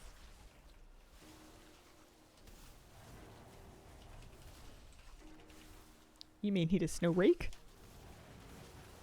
My husband just wants a flamethrower, and I'm firmly team anti-flamethrower. I don't want to be that neighbor. You want to do it before it melts and refreezes into ice. Good thing I don't feel this so-called peer pressure. I used to think peer pressure was about your peers directly pressuring you to do things. Like that they were gonna like shake you down and not leave until you tried the weed or whatever. And I came to later realize that maybe there's some amount of peer pressure that is your peers directly pressuring you, but a lot of it is just the ambient human nature to conform and fit into what your peers are doing that is a lot more under the hood and under the surface. Wanting things because everyone else has them or is doing them is very natural and very normal, and I feel like a great example of peer pressure. More pressure from hearing your neighbors mowing. I went to my uncle's, we had snow, and he invited every excuse to use his flamethrower to de-ice the stairs.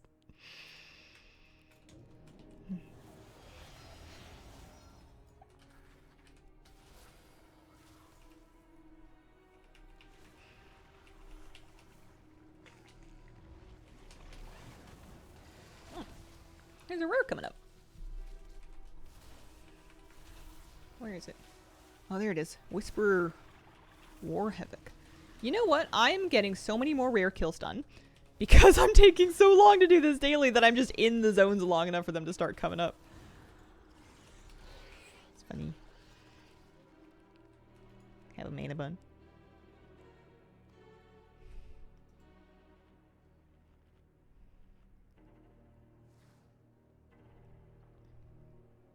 How was the 5 to 7 minutes per character? Oh, I don't think I was ever going for that. It's a nice dream. I don't think it's realistic for me. I think I'm happy with my pace. I'm having a nice time.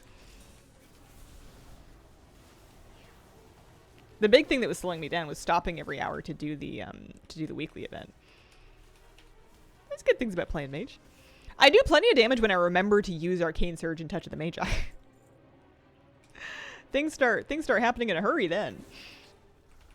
I think my problem is that I just never use cooldowns, which would be, of course you're not going to do any damage if you don't use cooldowns. Like if I played a BM Hunter and I refused to ever touch Bestial Wrath, I would do a whole lot of damage. Mm-hmm.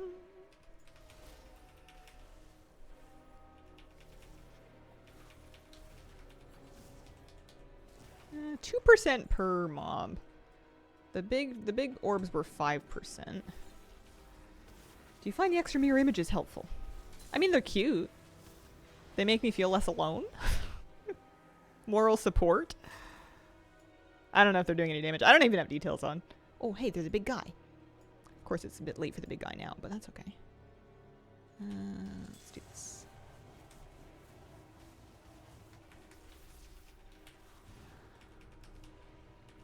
Watching your Steam while I play WoW. My DBM announces something in your voice, and I thought you said it on stream.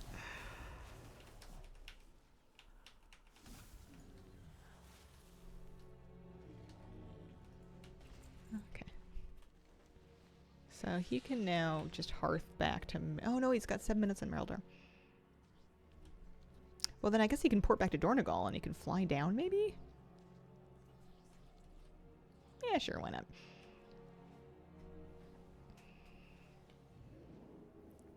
I got 3 more attempts to turn in. This will be good. Maybe this is the one. Oh, Marmo, I'm so sorry I missed it. That's not cheeky at all. Thank you very, very much for the 72-month resub. An extraordinary length of time. Thank you. Boop beep, using my work insurance for the first time, and I feel like I'm role-playing an adult. Very nice. Look at you with insurance. Wow. Yeah, please never be afraid to poke me if I've missed your sub. It does see, there must be something up with that alert, because I definitely didn't hear it. It was 10 minutes ago, my goodness. Okay. What's he wearing? He's got an odd combination of gear on. It's kind of working, though.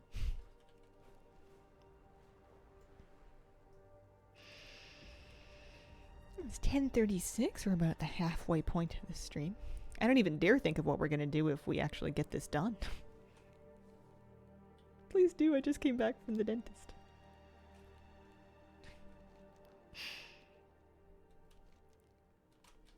For a while, I went to a dentist in the city that I could walk to, and I would come back, and I would be like walking through the city to go home, but I would be like numb on one side of my face, and I would be like, am I drooling? I feel like I'm drooling. I'm gonna hope I'm not drooling, but I can't tell.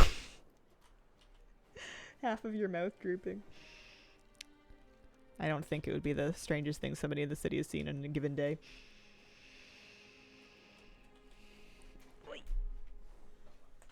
Got a trinket that lets me spawn a random Blackwater pirate to fight for me. Oh, I love that guy. I used him for way too long on, I forget which of my characters it was. One of my DPS alts had to spawn him in. I think it might have been Anthus. He does have reasonable damage. I don't know if the trinket like ranks very well, but he's fun. Big skeleton.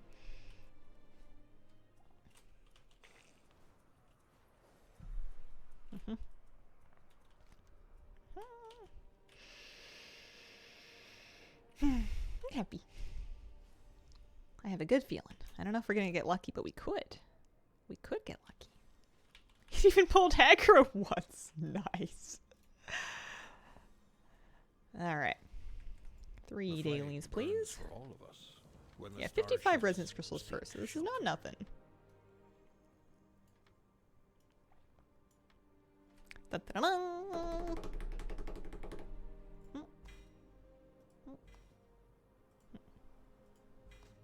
Nope. Now 73 attempts. No luck. Got just a bunch of stuff, bunch of gear.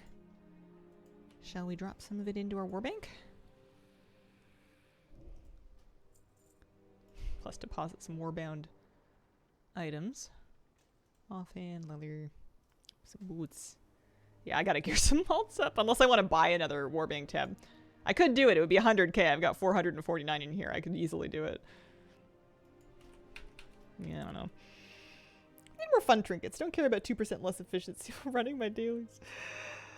Whenever there's a trinket that's like fun, but it's also an on use though, I never end up using it, especially if I'm running dailies. Like if I'm in Undermine and I'm trying to kill 12 vermin, I'm not popping nothing. I'm not gonna use any of my trinkets. Maybe it's just because they're not fun enough. Maybe if they were really fun, then I would want to. One of these hunters has 6 dailies to do. One of them I definitely picked up yesterday's dailies on. 25k? Would have bought it? 100? Nah. For me, having only 2 Warbank tabs is bizarrely kind of a measure of pride. I don't know why. I don't know what I'm attempting to prove with that. Couldn't tell you. But I'm a bit resistant to getting a 3rd one for really inscrutable reasons.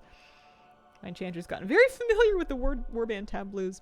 I completely purged mine of like blues and greens and everything. It's veteran gear or better. It's exclusively veteran gear or better for me now, but it's just the 1 tab. It definitely forces inventory control. I've just been getting so much gear from this, basically. Like, this cat grind has been really filling my bags. Also in the 2 tabs only club means we're trying to be hoarding avoidant. Thank you. Yeah. Won't need it unless you do a lot of crafting. Yeah, my first tab is for just like miscellaneous things that I want to share between my warbank, like pet charms. I know there's other stuff other than pet charms, but like things like that, like currencies, Genesis modes, stuff like that is my first tab. Second tab is gear. And that's it. Tempted to buy all the tabs. If they make older expansion stuff housing relevant, more tabs feels inevitable. Yeah, I feel like there's going to be more inflation that's going to make the tabs easier to afford later on. Like, the longer I wait, the more inflation will catch up to those prices, and I don't think they're ever going to raise the prices on them, so.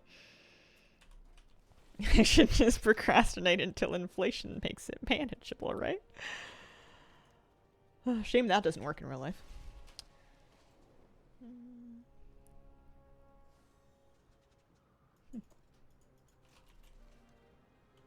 This is Blizzard. They don't like goldflation. Well, they get it whether they like it or not.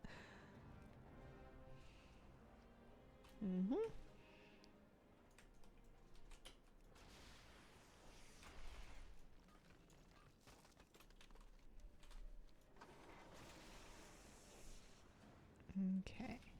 I would love a field elixir. Thank you. It is inevitable. Okay. Here we go. This one I feel like I do best when I just don't worry too much about it. I don't worry too much about optimizing it. I just find a thing and I work on it and then I find the next thing. Eventually this will be okay.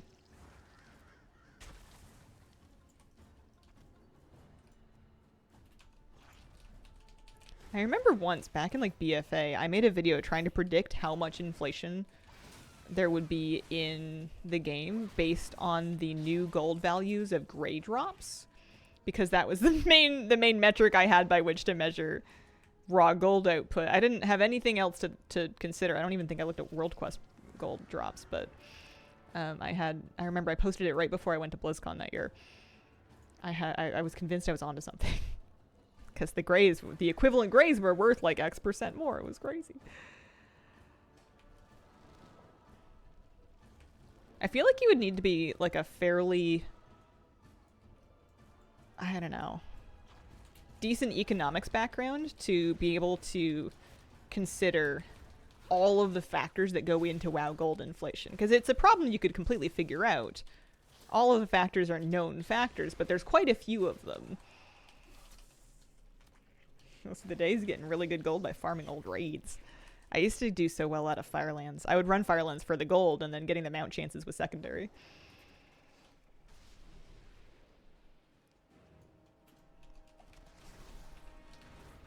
That was fun. Curious as to how much Mog I need left from those sorts of places. Because I was farming those well before Transmog became collectible account-wide on different armor types. Some econ grad student has done their thesis on it.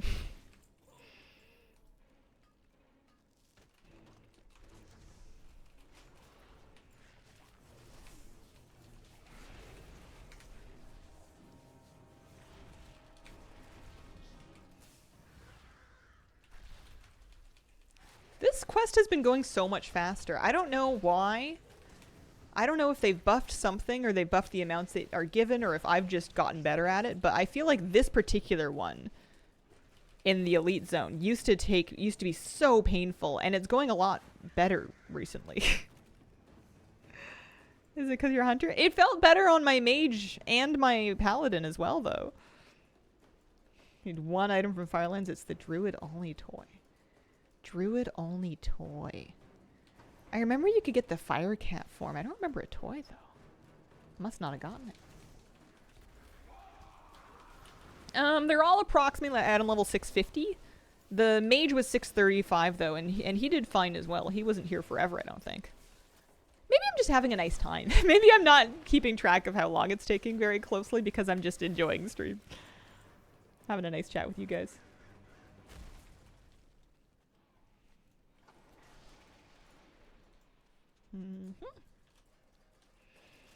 Okay, watch over the bombs. These, oh, I was gonna say these tend to dismount me. Oh, I always run in here. I don't need to.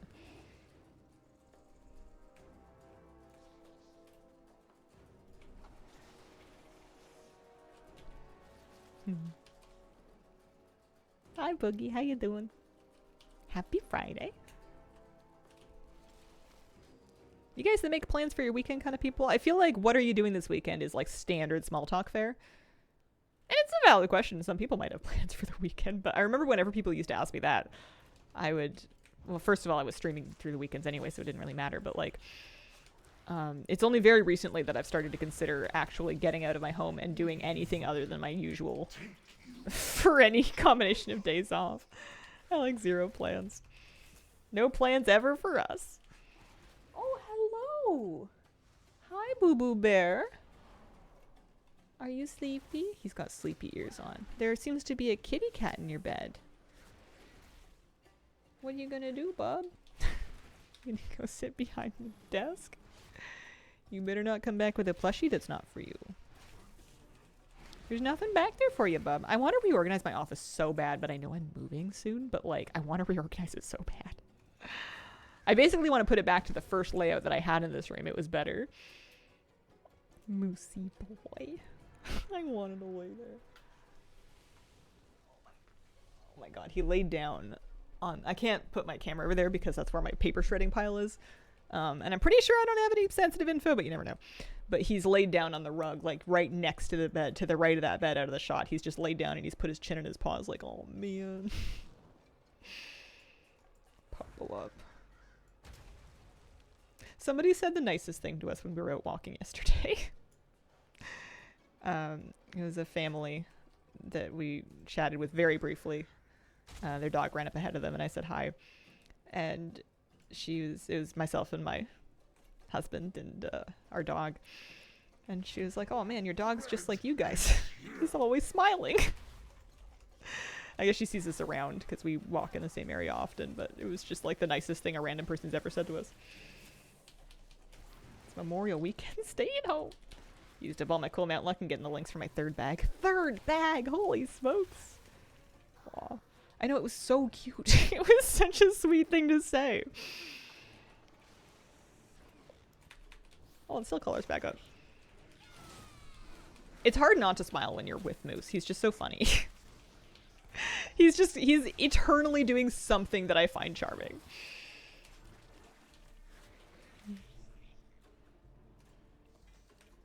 I'm a bit obsessed.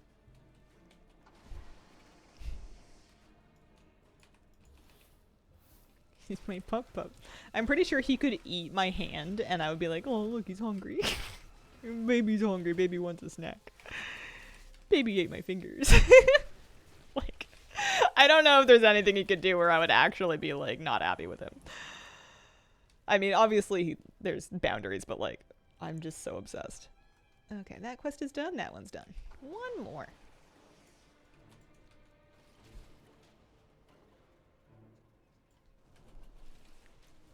Drink every time Hazel says husband. Listen, I'm a newlywed. I'm allowed to be excited.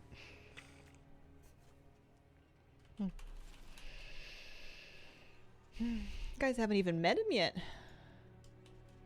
I was gonna stick it as a channel, like a sub goal at some point. I just haven't set it up.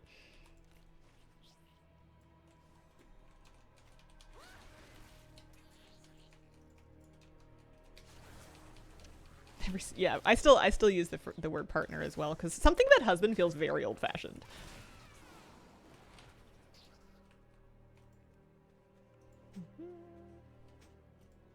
Hazel offering a sub goal, right? I was gonna set up a bunch of them in the lead up to my vacation, but I never did that. My road to hell is paved with all the good intentions. Does he want to remain behind the scenes? He's open to coming on. He said he wouldn't mind. He wouldn't mind stopping by and introducing himself. He's game. Do you think it's likely we get to meet him? Oh yeah, for sure. I'm kind of surprised we haven't done it by now. We just haven't gotten around to it. 2026 resolution, start doing sub goals. You're right. I need to prepare for this resolution 6 months before the actual year in which I'm resolving starts. Mysterious hand comes off screen to hand you tea. He's checked me like a hot water bottle or a cup of coffee every now and then. It's very cute. Haven't seen or watched your stream for months. Hope things are doing well.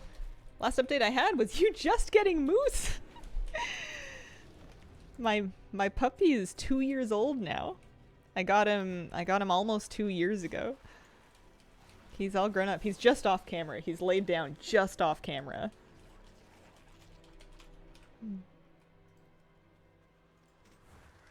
He's good. He's so cute. He's such a sweetie pie. He's so curious and friendly and like engaged with everything around him. You know how a lot of dogs will go on a walk and just kind of like they're into their walk, they're minding their own business, maybe they're sniffing some stuff?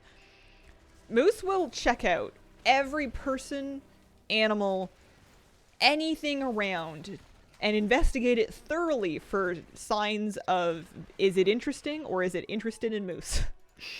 Like he'll give everybody that he walks by a really good look to see if they want to look at him. And if they look at him, he'll be like, you look like you want to meet Moose. Like it's impossible to take him anywhere in a hurry. I don't mind. It's cute. And if somebody doesn't want to see him, they just won't look at him.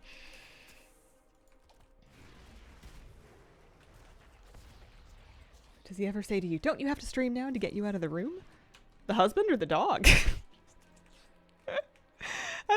I don't think either one of them's ever tried to get rid of me.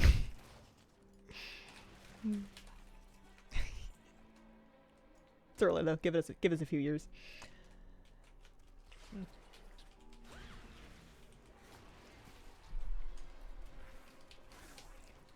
Look so bad. Thank you for the 26-month resub. Very much appreciated. Past 2 years. My goodness.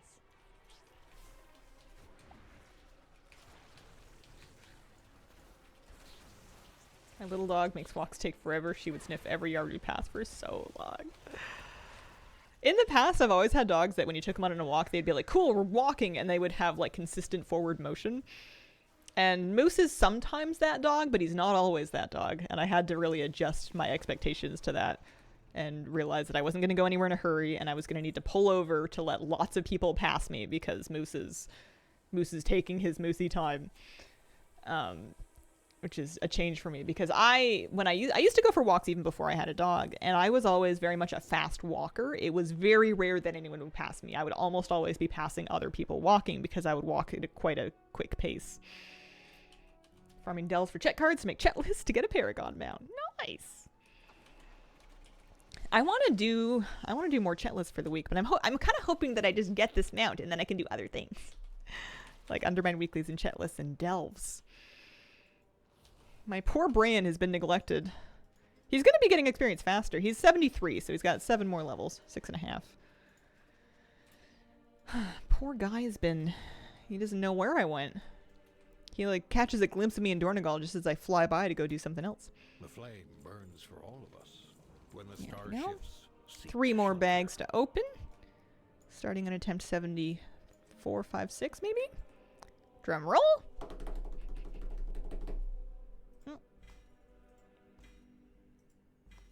Nope. Not yet. Got another staff.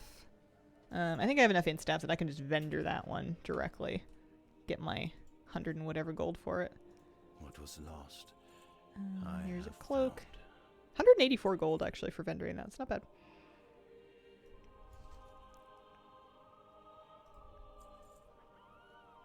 I think we have a lot of these trinkets as well. Get rid of a few more things. Come again. If you survive. He's a Nepo baby, he's fine. Bran is? Or Moose. Oh my god, is my dog a Nepo baby? Need to do my Delve Journey for the Nightfall character screen. Yeah. It doesn't take so long now. Also, I haven't taken a stream break yet. I should do that. I'll be right back.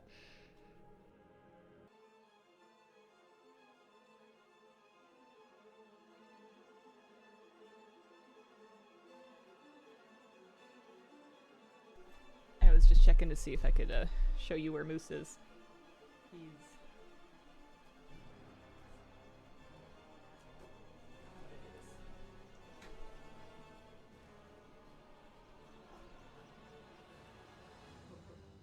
There he is.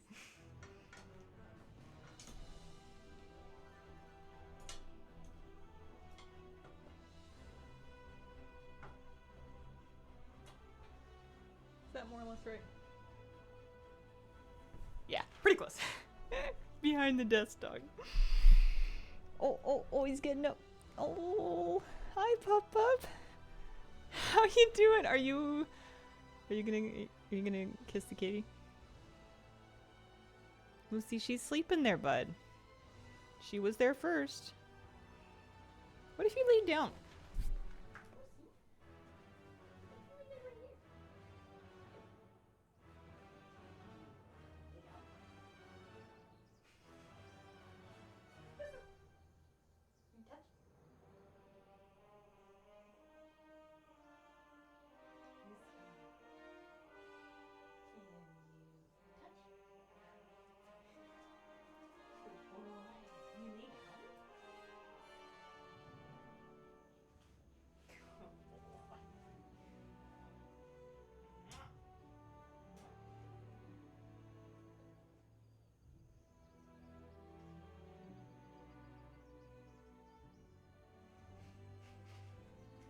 I'm trying to get him to share.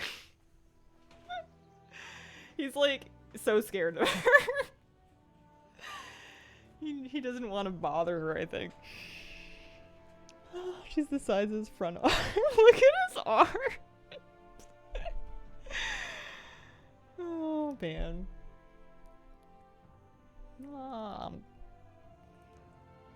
He's so cute. I love him so much. Alright, maybe they'll figure that out. I've got 2 more hunters here. Let them think. Hang on, I'm just logging in right now. Oh, she's mad. She knows he's there. Kitty, he didn't touch you. He is fully 6 inches from you.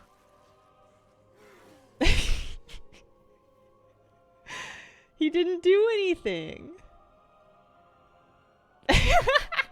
You can see that she's mad. I'm sleeping here. She gets so stubborn about her spot too.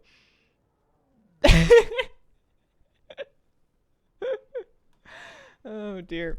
She won't, like, he can boop her with his nose to try to get her to move and she won't do it.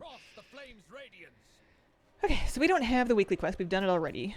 Oh, yeah, she'll get you. Yeah. That's... buddy. Friend. Take a hint. Take a hint. Moose. Leave it alone. Here you go. Sorry, Kitty. I think he's leaving. Goodness. Oh, this character has all 6. Okay, so I can do Hellowfall and... I can do both quests, and my hearth will take me back to Merodar. So we'll be on this hunter for a while. She's item level 631. Oh my maps. She's pretty sweet. She doesn't claws out on him. But unfortunately that means that sometimes he doesn't get the idea. I've only ever seen her make him yelp once, and I think his feelings were hurt more than anything.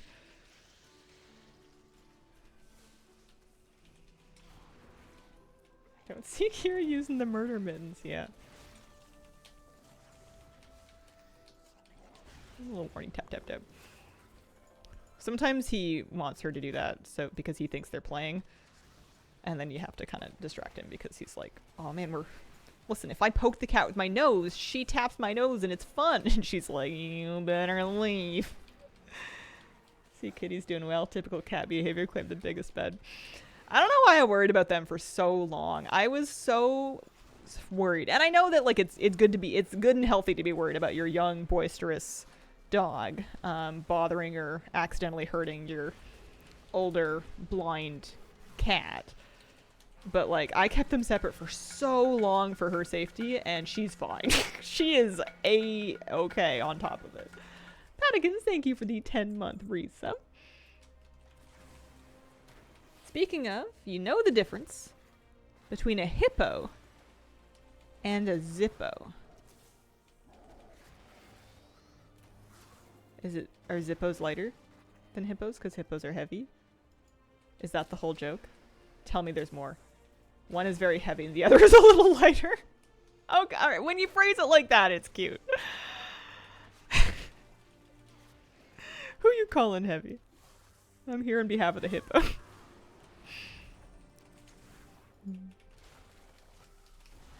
I love seeing animals that are big and chunky by design. We get these big, fat seals. Big bull seals. They have to be fat to stay warm in like the icy water around here. And they're so cool. That's the worst joke in 2025. Did you hear the cat claws thing? Were you here for that? I don't know.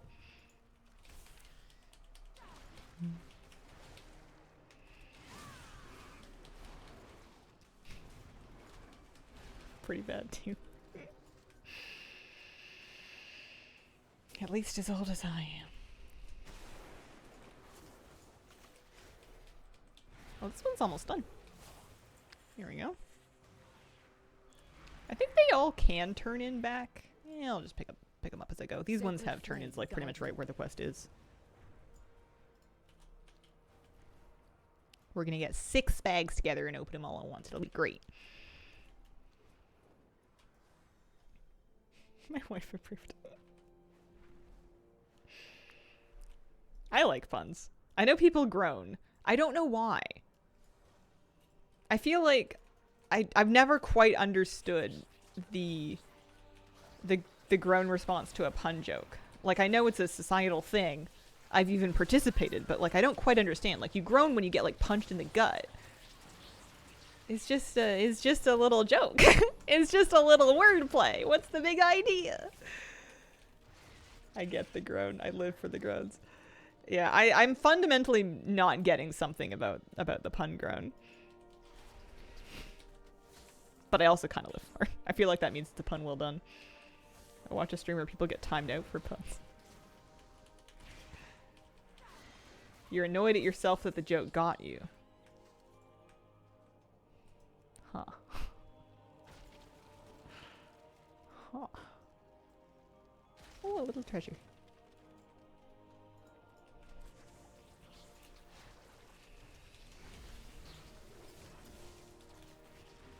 Dad jokes are good for the brains of little children. Makes their brain think.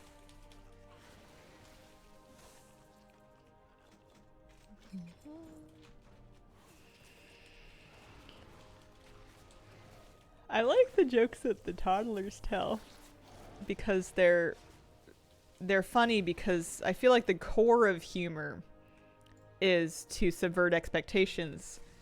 And toddlers are really good at that because they don't always have a good understanding of what the expectations were in the first place. So they'll tell jokes that include pieces that they've mirrored from adults, but like set up in a new way that's really funny. My mom was telling me, I don't know if this is exactly meant as a joke, but my mom was telling me she was looking after my 3-year-old nephew yesterday. And they were hanging out, just sitting on the couch. And he turns to her and he's like, "Granny, you're gonna have to start paying rent." Because my mom does childcare for them at their place like during the week. And apparently he has a children's book of some kind that involves a creature trying to get rid of somebody else by beginning to charge them rent. But it's just, and my mom hadn't read that book, so she didn't have the context. I like that one. I wish I'd been there for that. He's cute. He's really caught on to current era housing market. As a kid, I called my dad a street dog because he always ate me and my brother's leftovers. There's a good dad.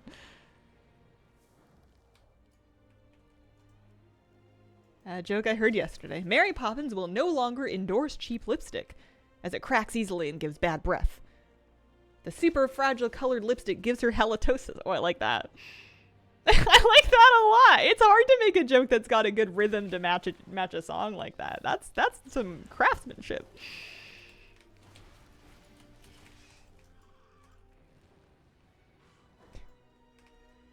Super fragile colored lipstick gives her halitosis.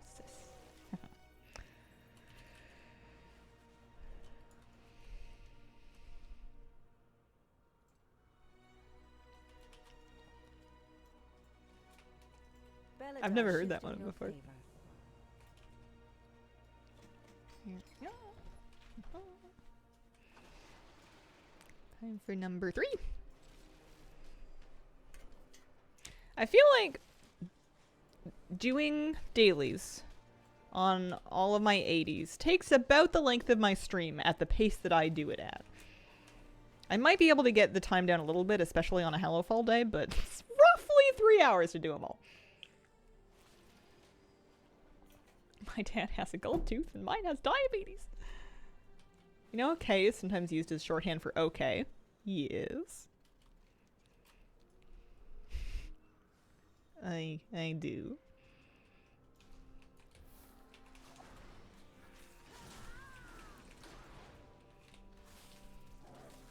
I don't know why that Mary Poppins joke made me kind of miss wearing lipstick. I own a couple of lipsticks. I haven't worn one in ages. Because I feel like I mean, I'm sure you can do whatever you want, but it's a bit, I'm more likely to incorporate a lipstick into a look that I had in mind from the beginning, as opposed to just like being 100% messy with no other makeup and then lipstick on. But I do kind of miss wearing them. They draw my lips out, though.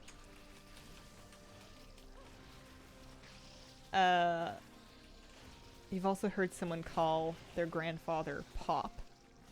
Yes. I'm seeing some of the pieces of how this fits together. I still don't really know where we're going. Oh, would it be correct to say that K-pop is short for OK Boomer? I see.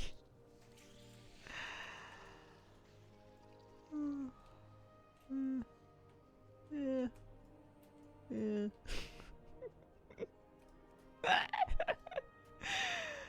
The real treasure is the reactions from the other chatters along the way. That's good.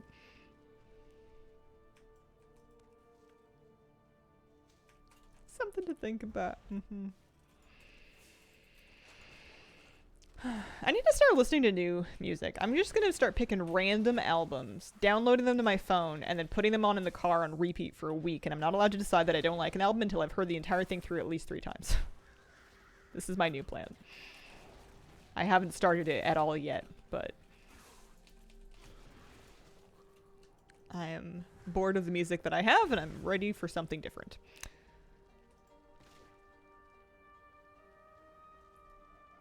Can also see you get physically closer to understanding the grown response.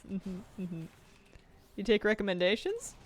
I mean, normally I kind of take anti-recommendations. Like, if people tell me to listen to something or watch something, I'm less likely to do it. Just sheer spite. But in this instance, I'll consider it. I'm not going to guarantee I'll listen to any of it, but it'll be advertised into the back of my mind for when I'm browsing. Cousin is doing that with his music, and it sounds miserable. Sometimes you have to listen to an album a few times to get through it, or sometimes maybe you didn't like a single, but there's like a B-cut on the album that's really good. Sonia de los Santos album? Alegria? Don't play Blue Prince, you would hate it. You can't tell me what content to consume.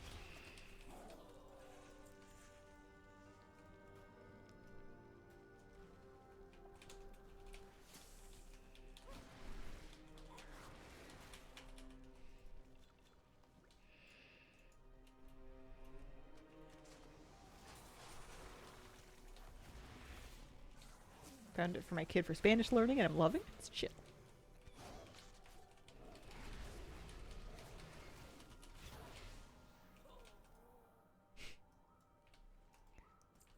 I did have a metal era.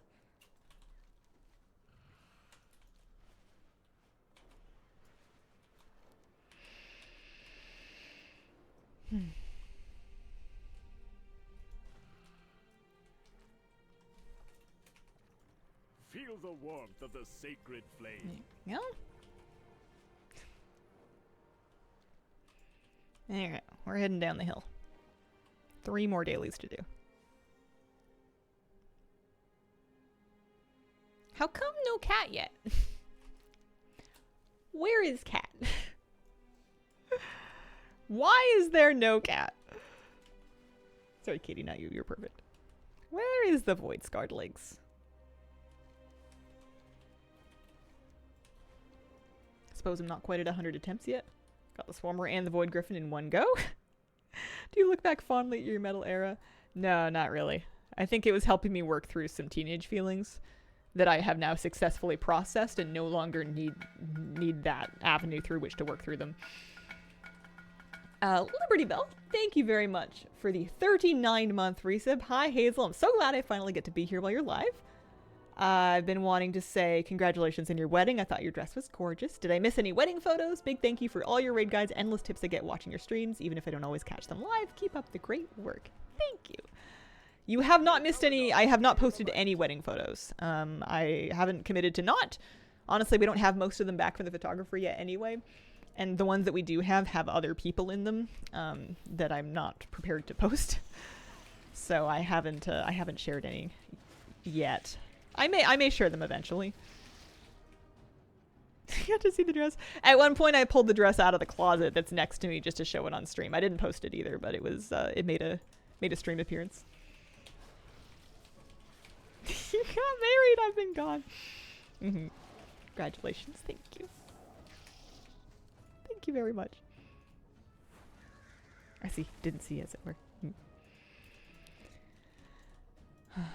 I have an almost pathological and kind of problematic desire to not turn my life into content, which is admirable, but also, like, for a content creator whose main bread and butter is, like, social streaming and personality, it's a little bit of a problem. I could probably loosen up a little tiny bit.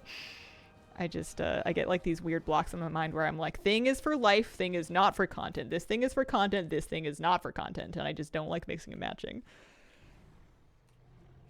Do you pay these people to say nice things about you? They pay me to say nice things about me. I don't know how I manage that. It's remarkable. I have a vision in my mind of what your husband looks like, wondering how close I've come to the real thing.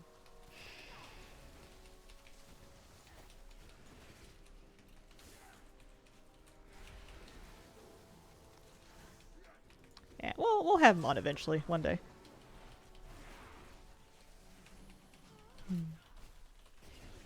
Bet he's very handsome. I certainly think so. I barely like having pictures taken of me for family events, let alone being out in the wild on the internet for content. I think it's not so much that I don't want you guys to see. It's this, like, idea that I have that, like, if I post a wedding photo onto Instagram, for example, Zuckerberg then gets to make ad revenue off of our personal day. that kind of grosses me out. I think that's my main problem is social media specifically. I feel like that's why I'm more likely to want to like I don't mind bringing photos up sometimes while I'm streaming, and I know they then kind of sort of tangentially end up on YouTube because I post my stream VODs to YouTube. So like, big Google's making their money eventually, and so is Bezos with the Twitch or whatever. But like, it feels more like organic sharing and less like content posting, I guess, which is why I'll often pull up photos and just share them on stream instead. Even though I'm sure that makes it a nightmare for somebody who wants to see something that didn't see it when it was live to come back and get it. How much human food do you feed your pets? Not much. Moose gets, sometimes he'll get a special snack made for him that is made out of human food but served on his plate.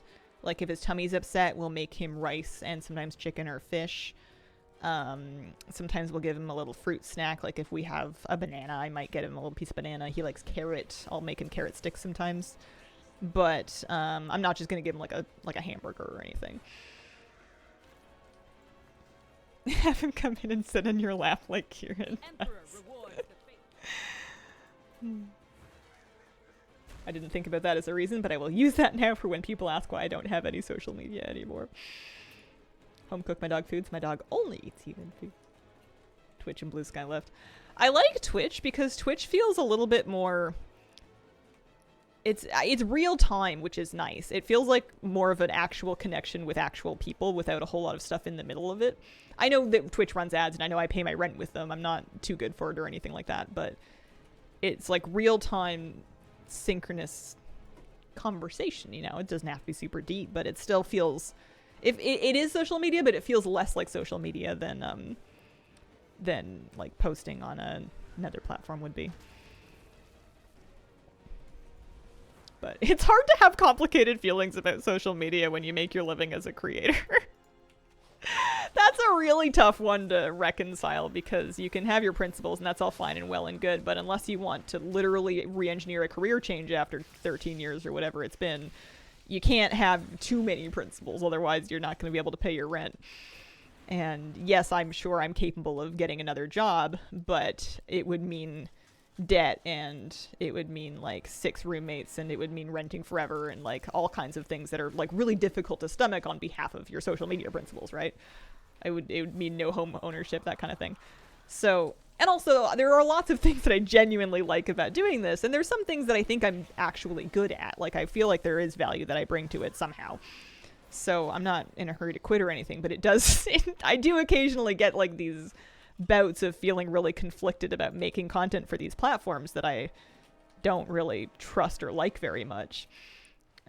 But you know, what are you gonna do? Capitalism.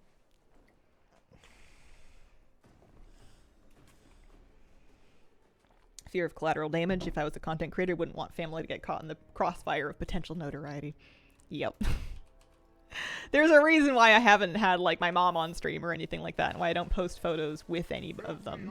It's impossible to be completely data secure, but I'm pretty stingy in service of it. And when I'm sharing like personal stories, I'll often change small details to make them harder to track down if anybody was trying to, which I hope nobody is, but people want to know what's going on with me and vice versa. They can text or call. My favorite is when I can text somebody to arrange a time to see them and then actually visit with them in person. I love that. Big fan of that. You don't want us to show us your mom because she'd adopt us.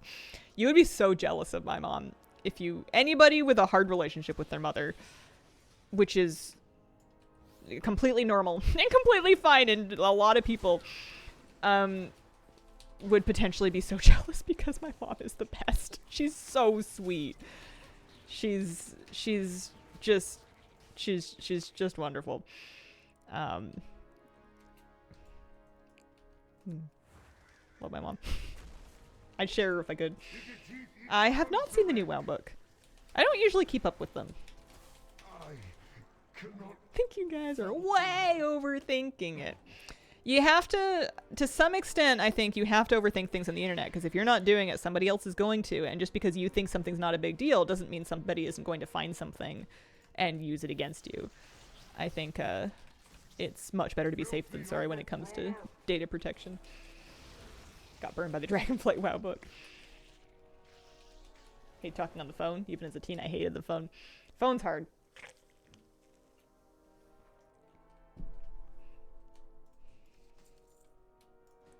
Yeah. And even if, like, especially because I post things, all my stream VODs, I've been putting them on YouTube. I have a YouTube VOD channel so that people can watch them even after they've expired on Twitch, which I feel like is nice for posterity. I like doing that. I don't mind doing it. But it does mean that anything that I say is going to live almost infinitely there. So even if I didn't have any problems with anybody trying to misuse my information now, 3 years from now, somebody could get it into their head that they wanted to, and they would have all of that backlog like available.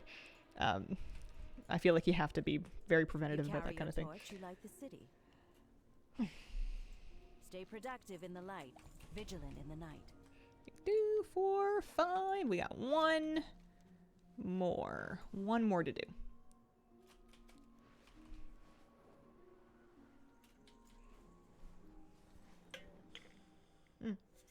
I didn't hear that T&E got doxxed. That's awful.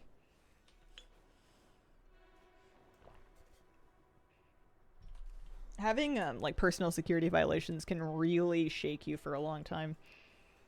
Years ago. Did you enjoy The Lonely Island? Lonely Island. Being doxxed is when your private information, things like address, phone number, legal name, that kind of stuff, gets made public or released or just known online in a way that people can use it against you. Oh, comedy music group. Yeah! I remember I'm on a boat, and the Jack Sparrow one with Michael Bolton comes to mind. It was very popular when I was in high school.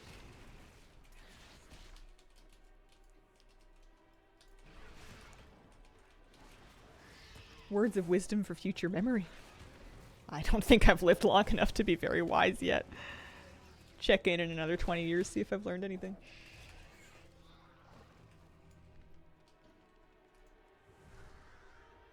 With horrific visions, what do I have to do to unlock more of the hourglass? Wait. It was confusing. The interface did not make it very clear to me, but it's time gated. You can unlock the top 3 traits this week, and the next ones won't unlock until presumably next week at the earliest. Saw a music video from OCT on Company Time, also seemingly comedy music group. Did you like it? Was it good?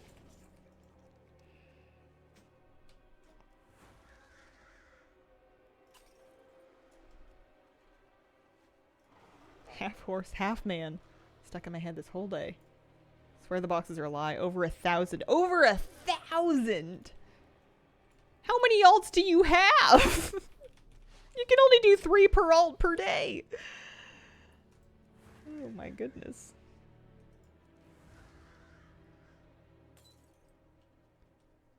Only have 1 of the 3. Don't seem to be earning the last 2. So you need to you need to speak to the NPC that's next to the hourglass interface, and you talk to him to trade corrupted mementos for a thingy that lets you buy a trait. 10 alts.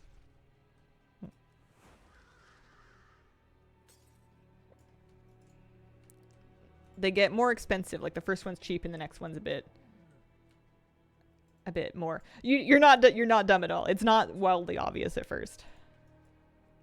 You're all good. But yeah, you can get the top 3 filled out this week, and then they're time gated. You probably have the currency to do it already. Last name, Nutty Games. From Hazel's Nutty Wheel Emporium.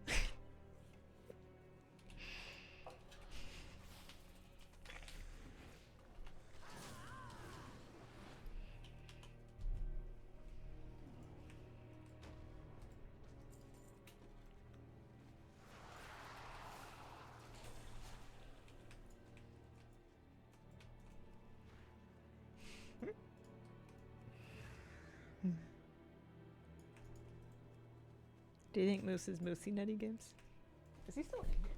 Oh no, he left. That's right. he started getting on the cat's nerves, and then he left.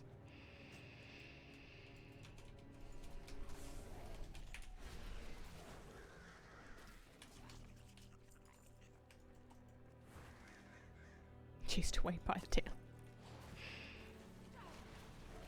Gosh, his tail gets him in more trouble with the cat than any other part of him. And he has no idea. He'll just be happy. He'll just be living his happy dog life. And he'll unknowingly have the cat in tail wagging range. And she's just getting whipped in the face with it. And it's quite big.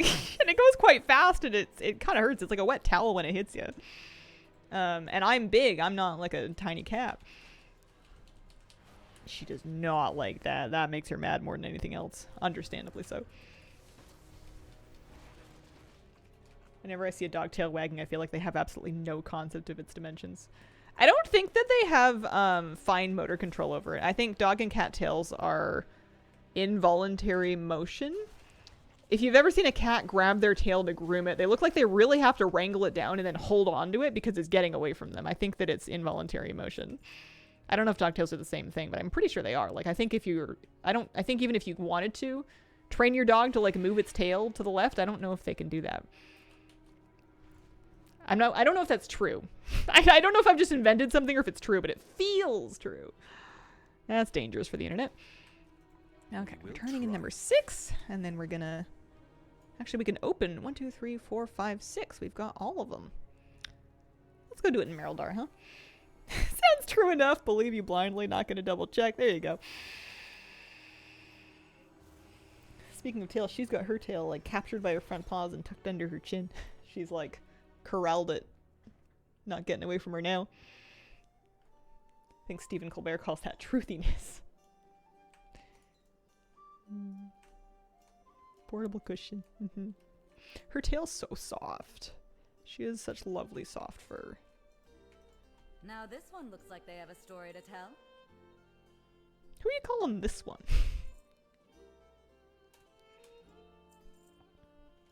Alright, 6 bags to open. Let's do it in the sunlight. Drum roll!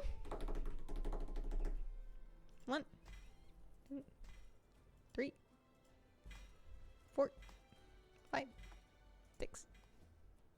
Alright, well, we're up to attempt 82 with nothing. I'm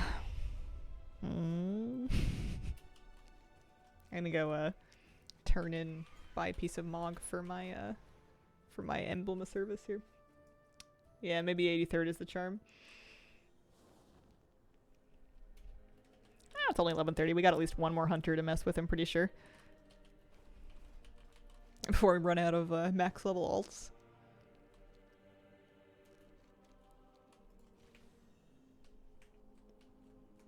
Well-crafted equipment. So there's is leather essential. pants and then gavel, cleaver, wand, warglaive.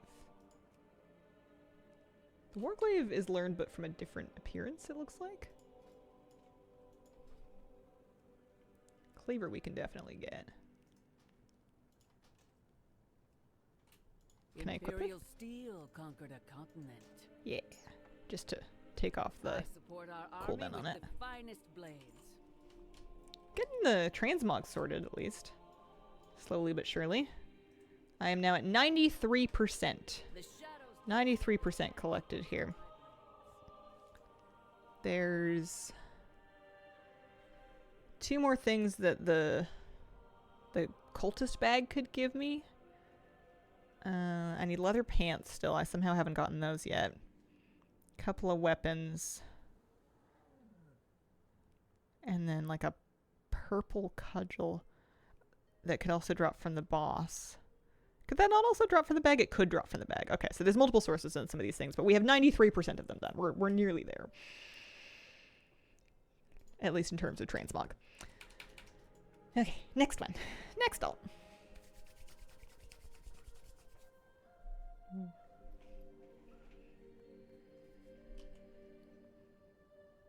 Making a little bit of gold every time we do this.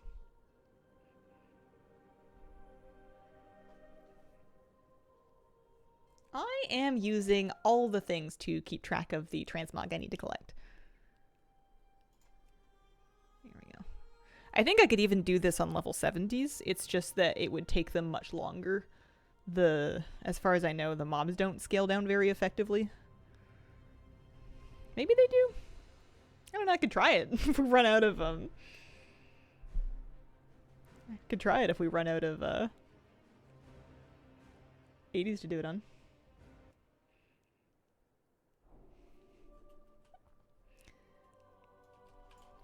This character, I just put her in a different mog right before this. Oh, she badly needs a belt, that's right. I'm gonna check and see if I've stuck one into my war bag. Yeah, she really badly needs a male belt. She's wearing a item level 135 belt. Waist. So these are the belts. Leather, cloth, cloth, plate, cloth. Male, yes! And that means she can mog it. Also, her item level is going to go from 592 up to 623 in one fell swoop. Not too bad. Also, if we have any male pants, that will also help. Any male pants? Fortune to our friends. Leg. Yes, yes we do. Shadow Walker's greaves. Adventure pants. Anything else that's not veteran or better? Bracers, male wrists. Plate, leather, cloth, cloth, darn it. Really, no male bracers, okay. Oh, a ring for sure. Finger. So he's got one band of the Void Bancer on, and that's the only other finger I have, so need another ring as well.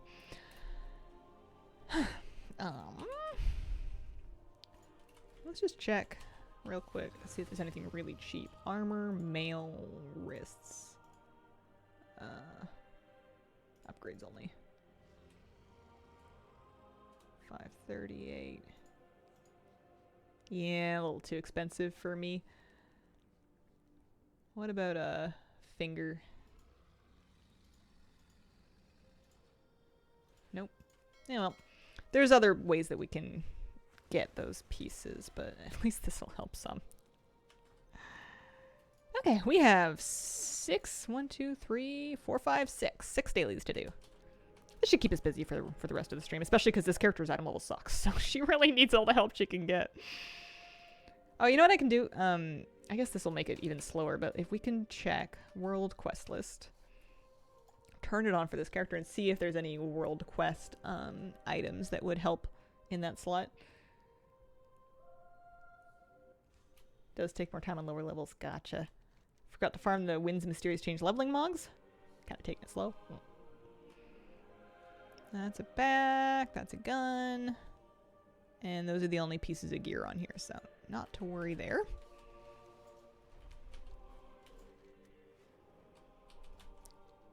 They haven't gone and made undercoins transferable, have they? No.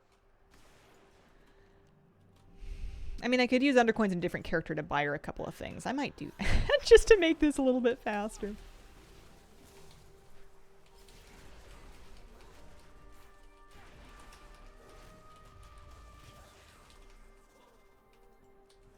Her Hearthstone takes her to Merildar. But if she stops by Dornagal, she can probably catalyze a 4-piece set as well.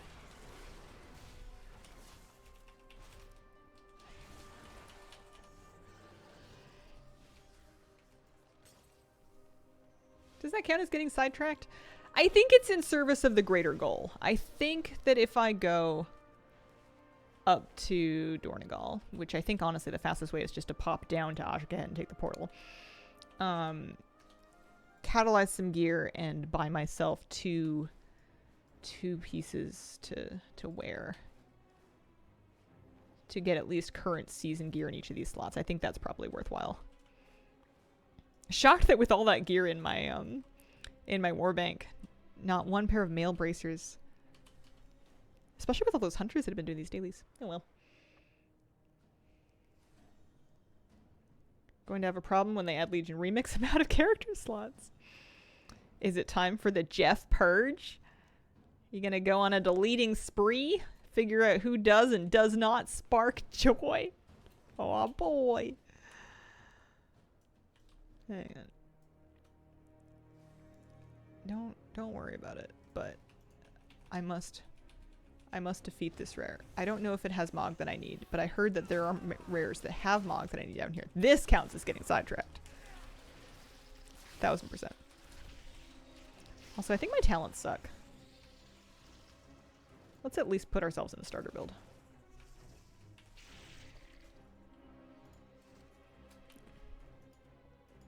Because I don't even have, like, the Call of the Wild right now.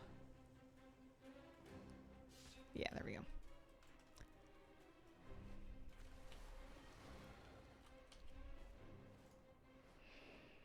Is it time for Jeff too?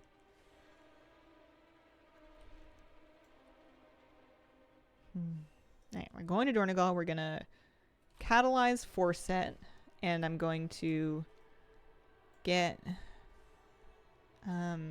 log on to a character that's done a bunch of delves to buy 2 Warbound Undercoin items. Oh, I know why all these rares are up. It's because this character's on an RP server. That's right. I forgot that I did that.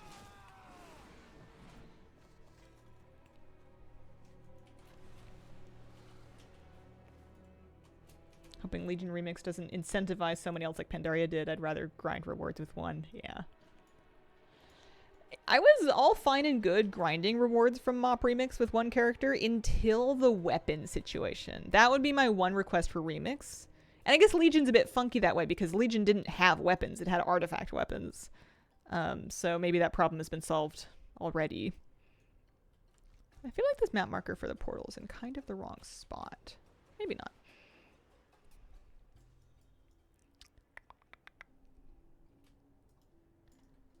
But yeah, the weapon arsenal, the weapon situation was awful. They should have just added arsenals.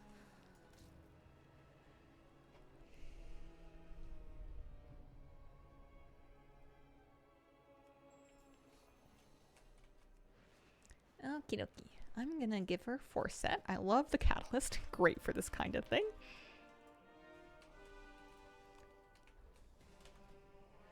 We'll just do our highest item level pieces. We have 6 charges, so we can do basically everything if we want. 1, 2.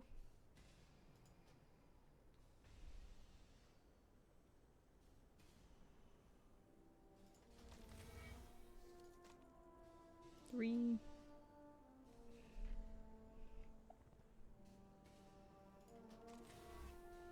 4. We'll just do 4 for now. That way if we get like a hero track or a champion track piece from somewhere or another, we can, hey, got Transmog. Sort it out. Oh, I have just the thing. Wanderers. And then if I was gonna guess who had undercoins, I would say maybe my main. How lost are you when you are out and about and your GPS stops working? Not out fishing in the wilderness, but in like the city. I would preface by saying that first of all, it's never happened to me. My cell coverage is very good in the city. It's never been a problem, but I would say that I think I could get home from basically anywhere in this city because it's a pretty small city. And if I were to walk in any given direction, I think I would be able to hit a road that I understood how it intersected with other streets. We have kind of a downtown grid that extends out fairly far, so depending on what street you run into, you'll be able to figure out which lateral it's running on and how to get back to where you're going. I think. But I live in Victoria, BC. This is not a big city. It is a city. It counts. It's the capital city of my province. Not Vancouver. Victoria's the capital. It's located on Vancouver Island, which does not contain Vancouver. It's all very confusing. But yeah, it's pretty manageable. It's pretty navigable. You'd have to stick me in a really weird random corner of it for me to be lost. Do I have undercoins? I was saving undercoins for cosmetics. Oh yeah, she's got undercoins. But I'm not wildly worried about it, so we'll go to Donegal. Yeah, Vancouver, less island. And then there's also another city called Vancouver, not that far away in Washington. Just to make it even more fun. Although I lived like 20 years of my life before I found out that there was a Vancouver, Washington. And would have fought you if you had tried to assert that fact to me at that point in my life. It's not as big.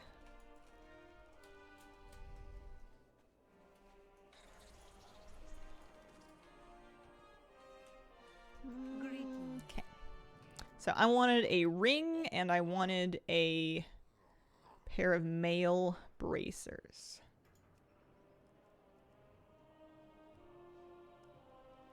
Not leather bracers.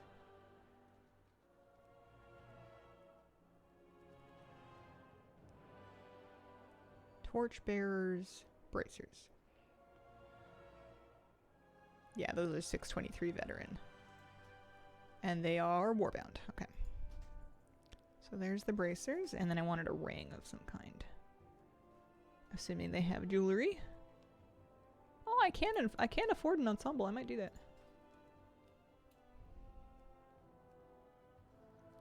Yeah, we do. Okay. This seems fine. And then I'll buy a ensemble before I forget. That is 8 uncollected appearances. Haggis of the Hidden Stars. There you go.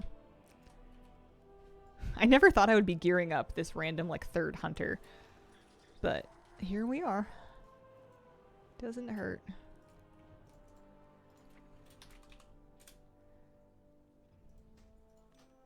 That'll help her item level a lot. How well do you think you would have fared in that fight? Right up until someone Googled it, and then I would have been out of ammo. My uncle lives in Vancouver, Washington. When you say Washington, people assume DC instead of the state. You have to say not the Canadian one. It's probably a problem shared by Portland as well. There's also a Portland in, what, Maine? A border guard once, I said I was on my way to Portland, and he was like, which one? And I'm like, huh? What? There's another one? You messing with me? Famously strong senses of humor, border agents. At work. There we go. Yeah, 631, perfect. Does she have any things to spend? She's got barely any Valor Stones. She could pull some from somebody. Anybody capped on Valor Stones? Oh, Anthus is capped. Yeah, give him like 500.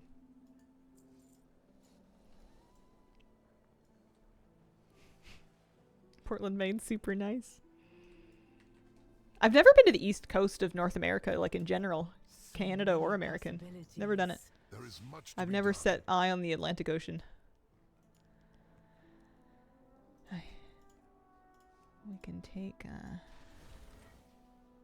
champion stuff up to 4 and veteran stuff pretty much up to 8, but we can, if we take it up to 5, that'll be more, I don't know, appearance covering.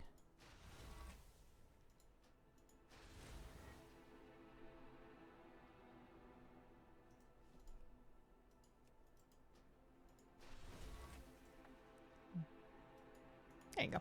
farewell. 634, perfect. That's basically what my mage is We at. have slept long enough. Fair skies and strong. Oh yeah, and they give you some tutorial Valor Stones here. How fare you? Be bold. Be true.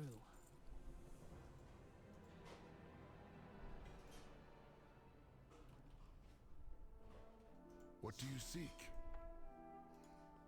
Sure, yeah. Boost the gun up a little bit. Perfect. If Okay. needed, I will answer the call. VT. Virginia Tech. Ventrilo. Vampiric Touch. You lost me. Love the ocean in the eastern provinces. Such a good vibe out there. That would be a really fascinating vacation thing for Vermont. I figured Ventrilo was a bit of a stretch. I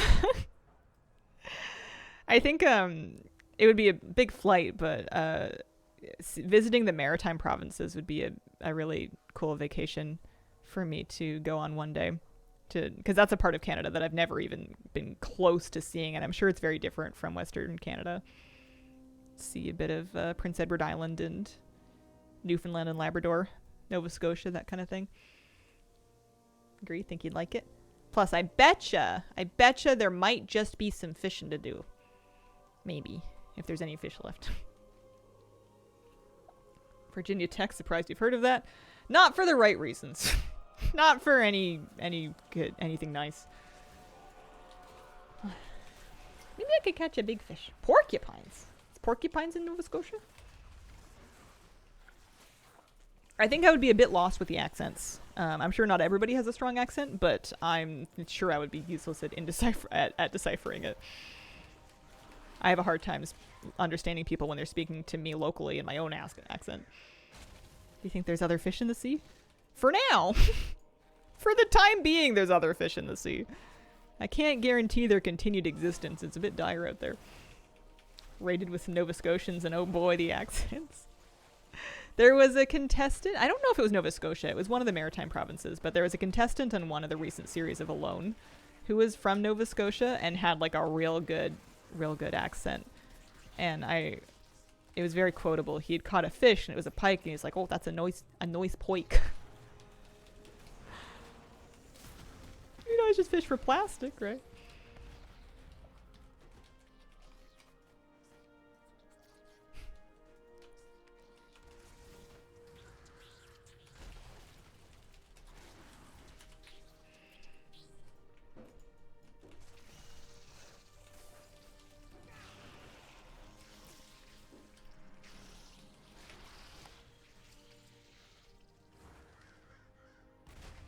Yeah, that would be a weird guarantee for me to personally make.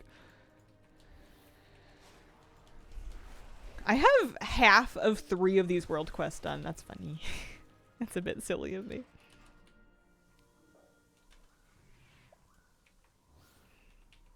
If I really wanted to be more efficient and I was going to have to do these dailies all the time, I would probably buy some cheapo enchants. See if I could get some cheapo enchants for this gear. I feel like you can get an entire set of like the worst enchants for pretty affordable, and it would make a big difference over having no enchants at all.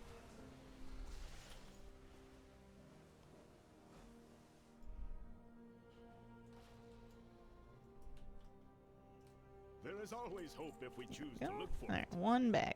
We're gonna get all 6 of them, and I only have 12 minutes left of my official stream time, so I need to get a move on. I think we'll do the Hallowfall one first.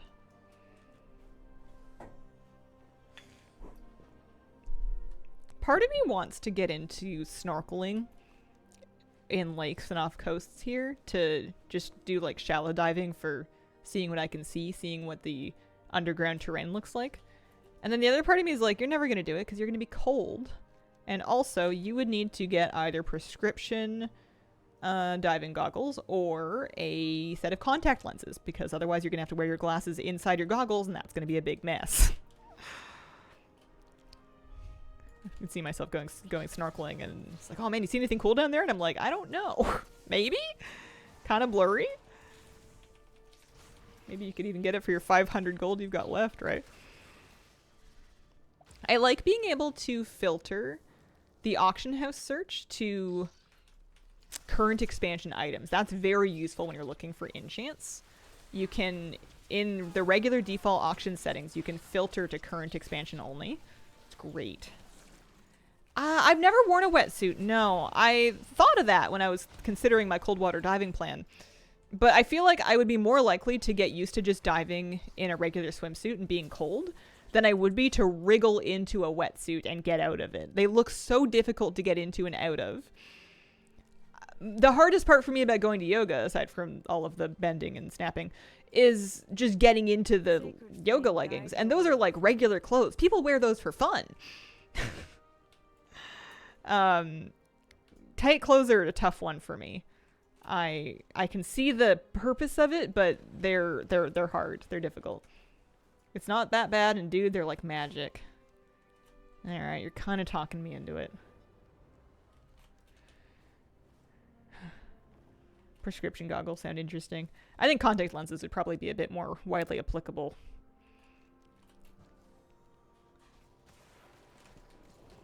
And maybe easy to get. But yeah, I've never worn contacts before. They make you more buoyant, so swimming is easier.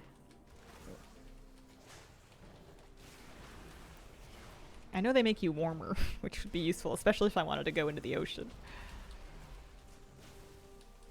I don't want to go scuba diving or anything. And I don't want to swim anywhere with, like, dangerous current. But I just want to have a little poke around to see what it looks like down there, you know? I do all this fishing, and I do all of this, like, scouting of, like, the underground terrain by how far my line sinks and what my line's bouncing off of and where the kelp beds are. It would be really cool to be able to go down there and take a look. One step closer to becoming fish.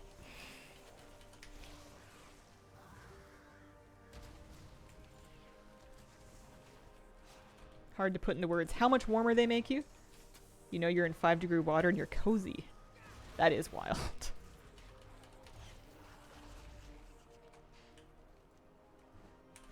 Wouldn't they be quite expensive to get a good one?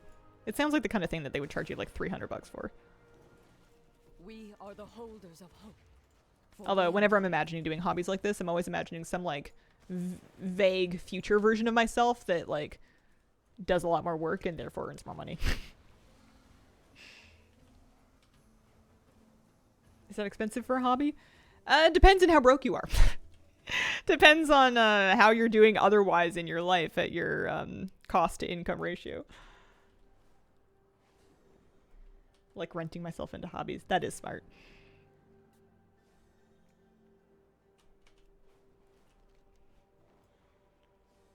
Yeah, when I was a kid, I would go snorkeling in the local lake, and I would just, even just in the swimming area, I had a pair of flippers and a snorkel, And I would just go flap around and look at all of the creatures down there, and that was really fun.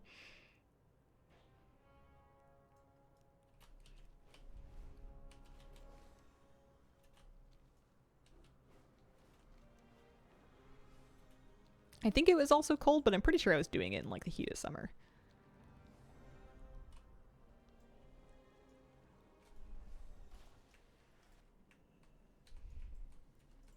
We are the warriors of the Alright, sacred one flame. elixir. And we're back at it.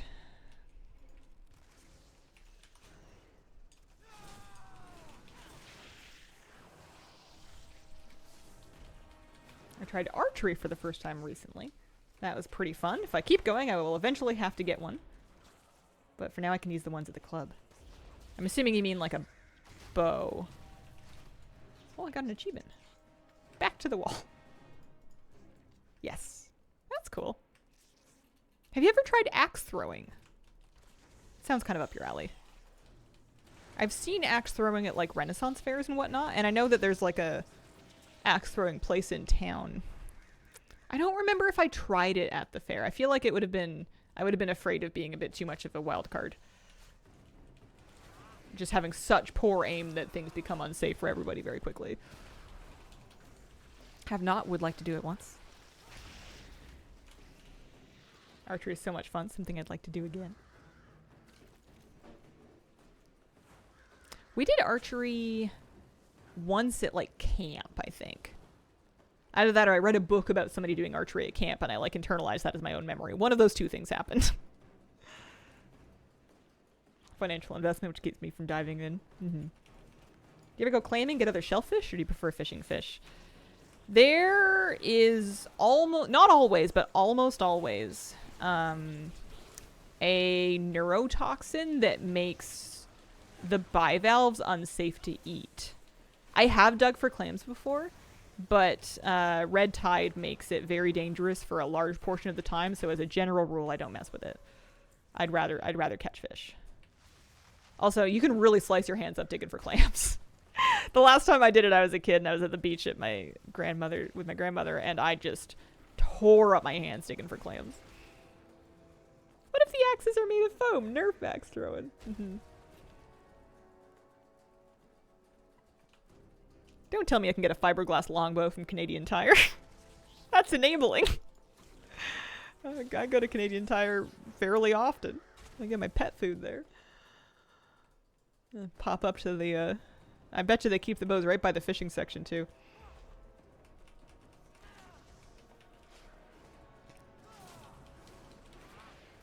Want to go to a rage room where you just break things. You could hunt your pet food. Sometimes we catch a fish for moose. And I think, man, if we only did this like 45 times more often, we could almost feed him.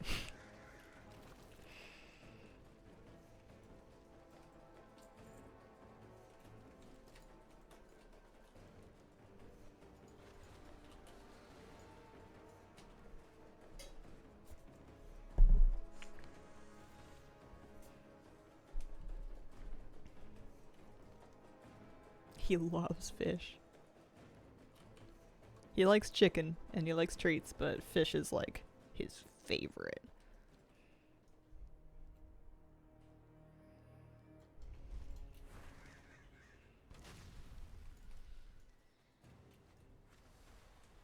Rereading some Hunger Games books. Forgot that Katniss was one of those characters that made me obsessed with archery. Fun, harder than I imagined though. I feel like I would show up to archery all cocky, and then I would realize very quickly that I don't have the upper body strength to do very much of it.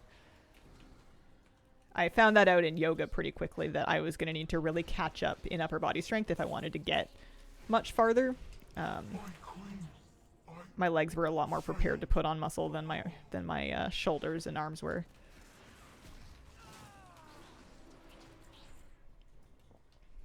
I still haven't done my first headstand yet, although to be fair, I haven't tried. I've just been doing a lot of prep. So maybe one of these days I should find a wall and give it a go. See if I'm there or not. The trouble is that headstand is at like the very, very tail end of your practice. It's in your closing posture, so by then you've already done like 90 minutes of other stuff. What are you bringing fishing if you had to catch a fish for ocean? A long time, because sometimes you just have to, sometimes the fish just aren't biting and you gotta stick around for 9 hours until they start. If we're talking like no regulations, then I guess you would bring some stuff to do chumming, because that's super illegal, but like would probably get you something. But if I'm doing legally, paddle-tail swim baits have been really effective for rockfish and ling around here. Not like unskunkable, but like pretty good. Dynamite shotgun. If you think you can roll up in the ocean on your first day and just shoot a fish with a shotgun, you might be right. But I would be very surprised. They tend to be in the sea.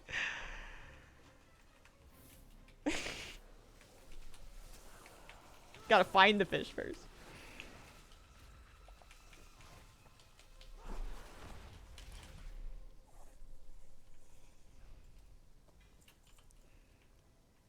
Okay. That one's done. Taking notes. Fish in sea. Got it. Alright, one more daily and then we'll head back, turn them all in, and open 6 last boxes for the day.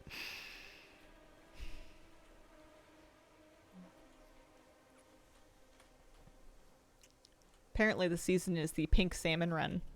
We might try. We both bought salmon stickers for our licenses, so we might try and see. Pink salmon's not the most desirable type of salmon, but I've never caught a salmon ever, and I really want to. So this, if it's gonna happen, it's gonna be this summer. If assuming that I find time amongst all this other stuff to actually get out there and get a line in the water.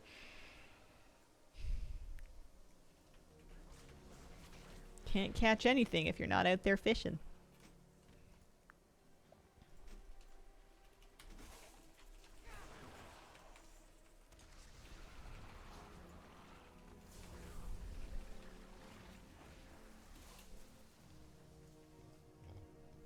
Have you tried wading in a river, trying to catch one with your mouth? Or hands, I guess. No. I don't know if anyone's wading in rivers trying to bite the fish to death, or to catch them. Short of like a bear. I think even bears use their paws. Worse for bears. Bears have to learn how. Did you know, have you seen these documentaries?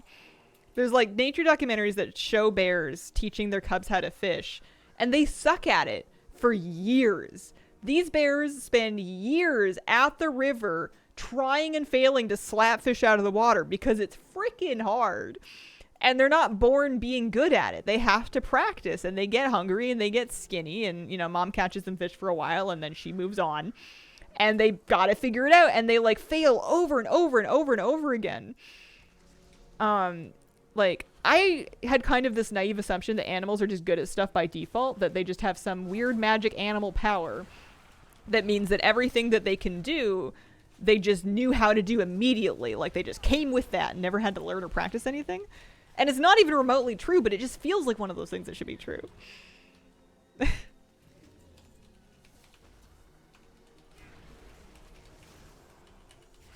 Anyway. Catching fish at a river seems hard. I haven't actually done any river fishing at all. I want to try fly fishing in the river. There's some good places to do it here. There's some great river fishing. There's some famous river fishing, actually. But you just want to be really careful of regulations, because it's often much tighter regulations for river fishing than it is for like lakes that are stocked and whatnot. Ever thought of that? Makes sense. Have you ever watched a baby giraffe trying to walk? Absolute disaster.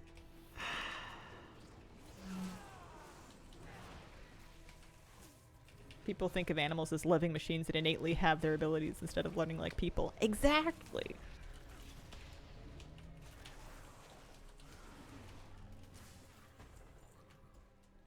And like they'll learn from like their parents or their families, or like you'll get orca pods where there's like one grandmother orca that knows how to do the thing. So she has to give everybody individual classes on how to do the thing.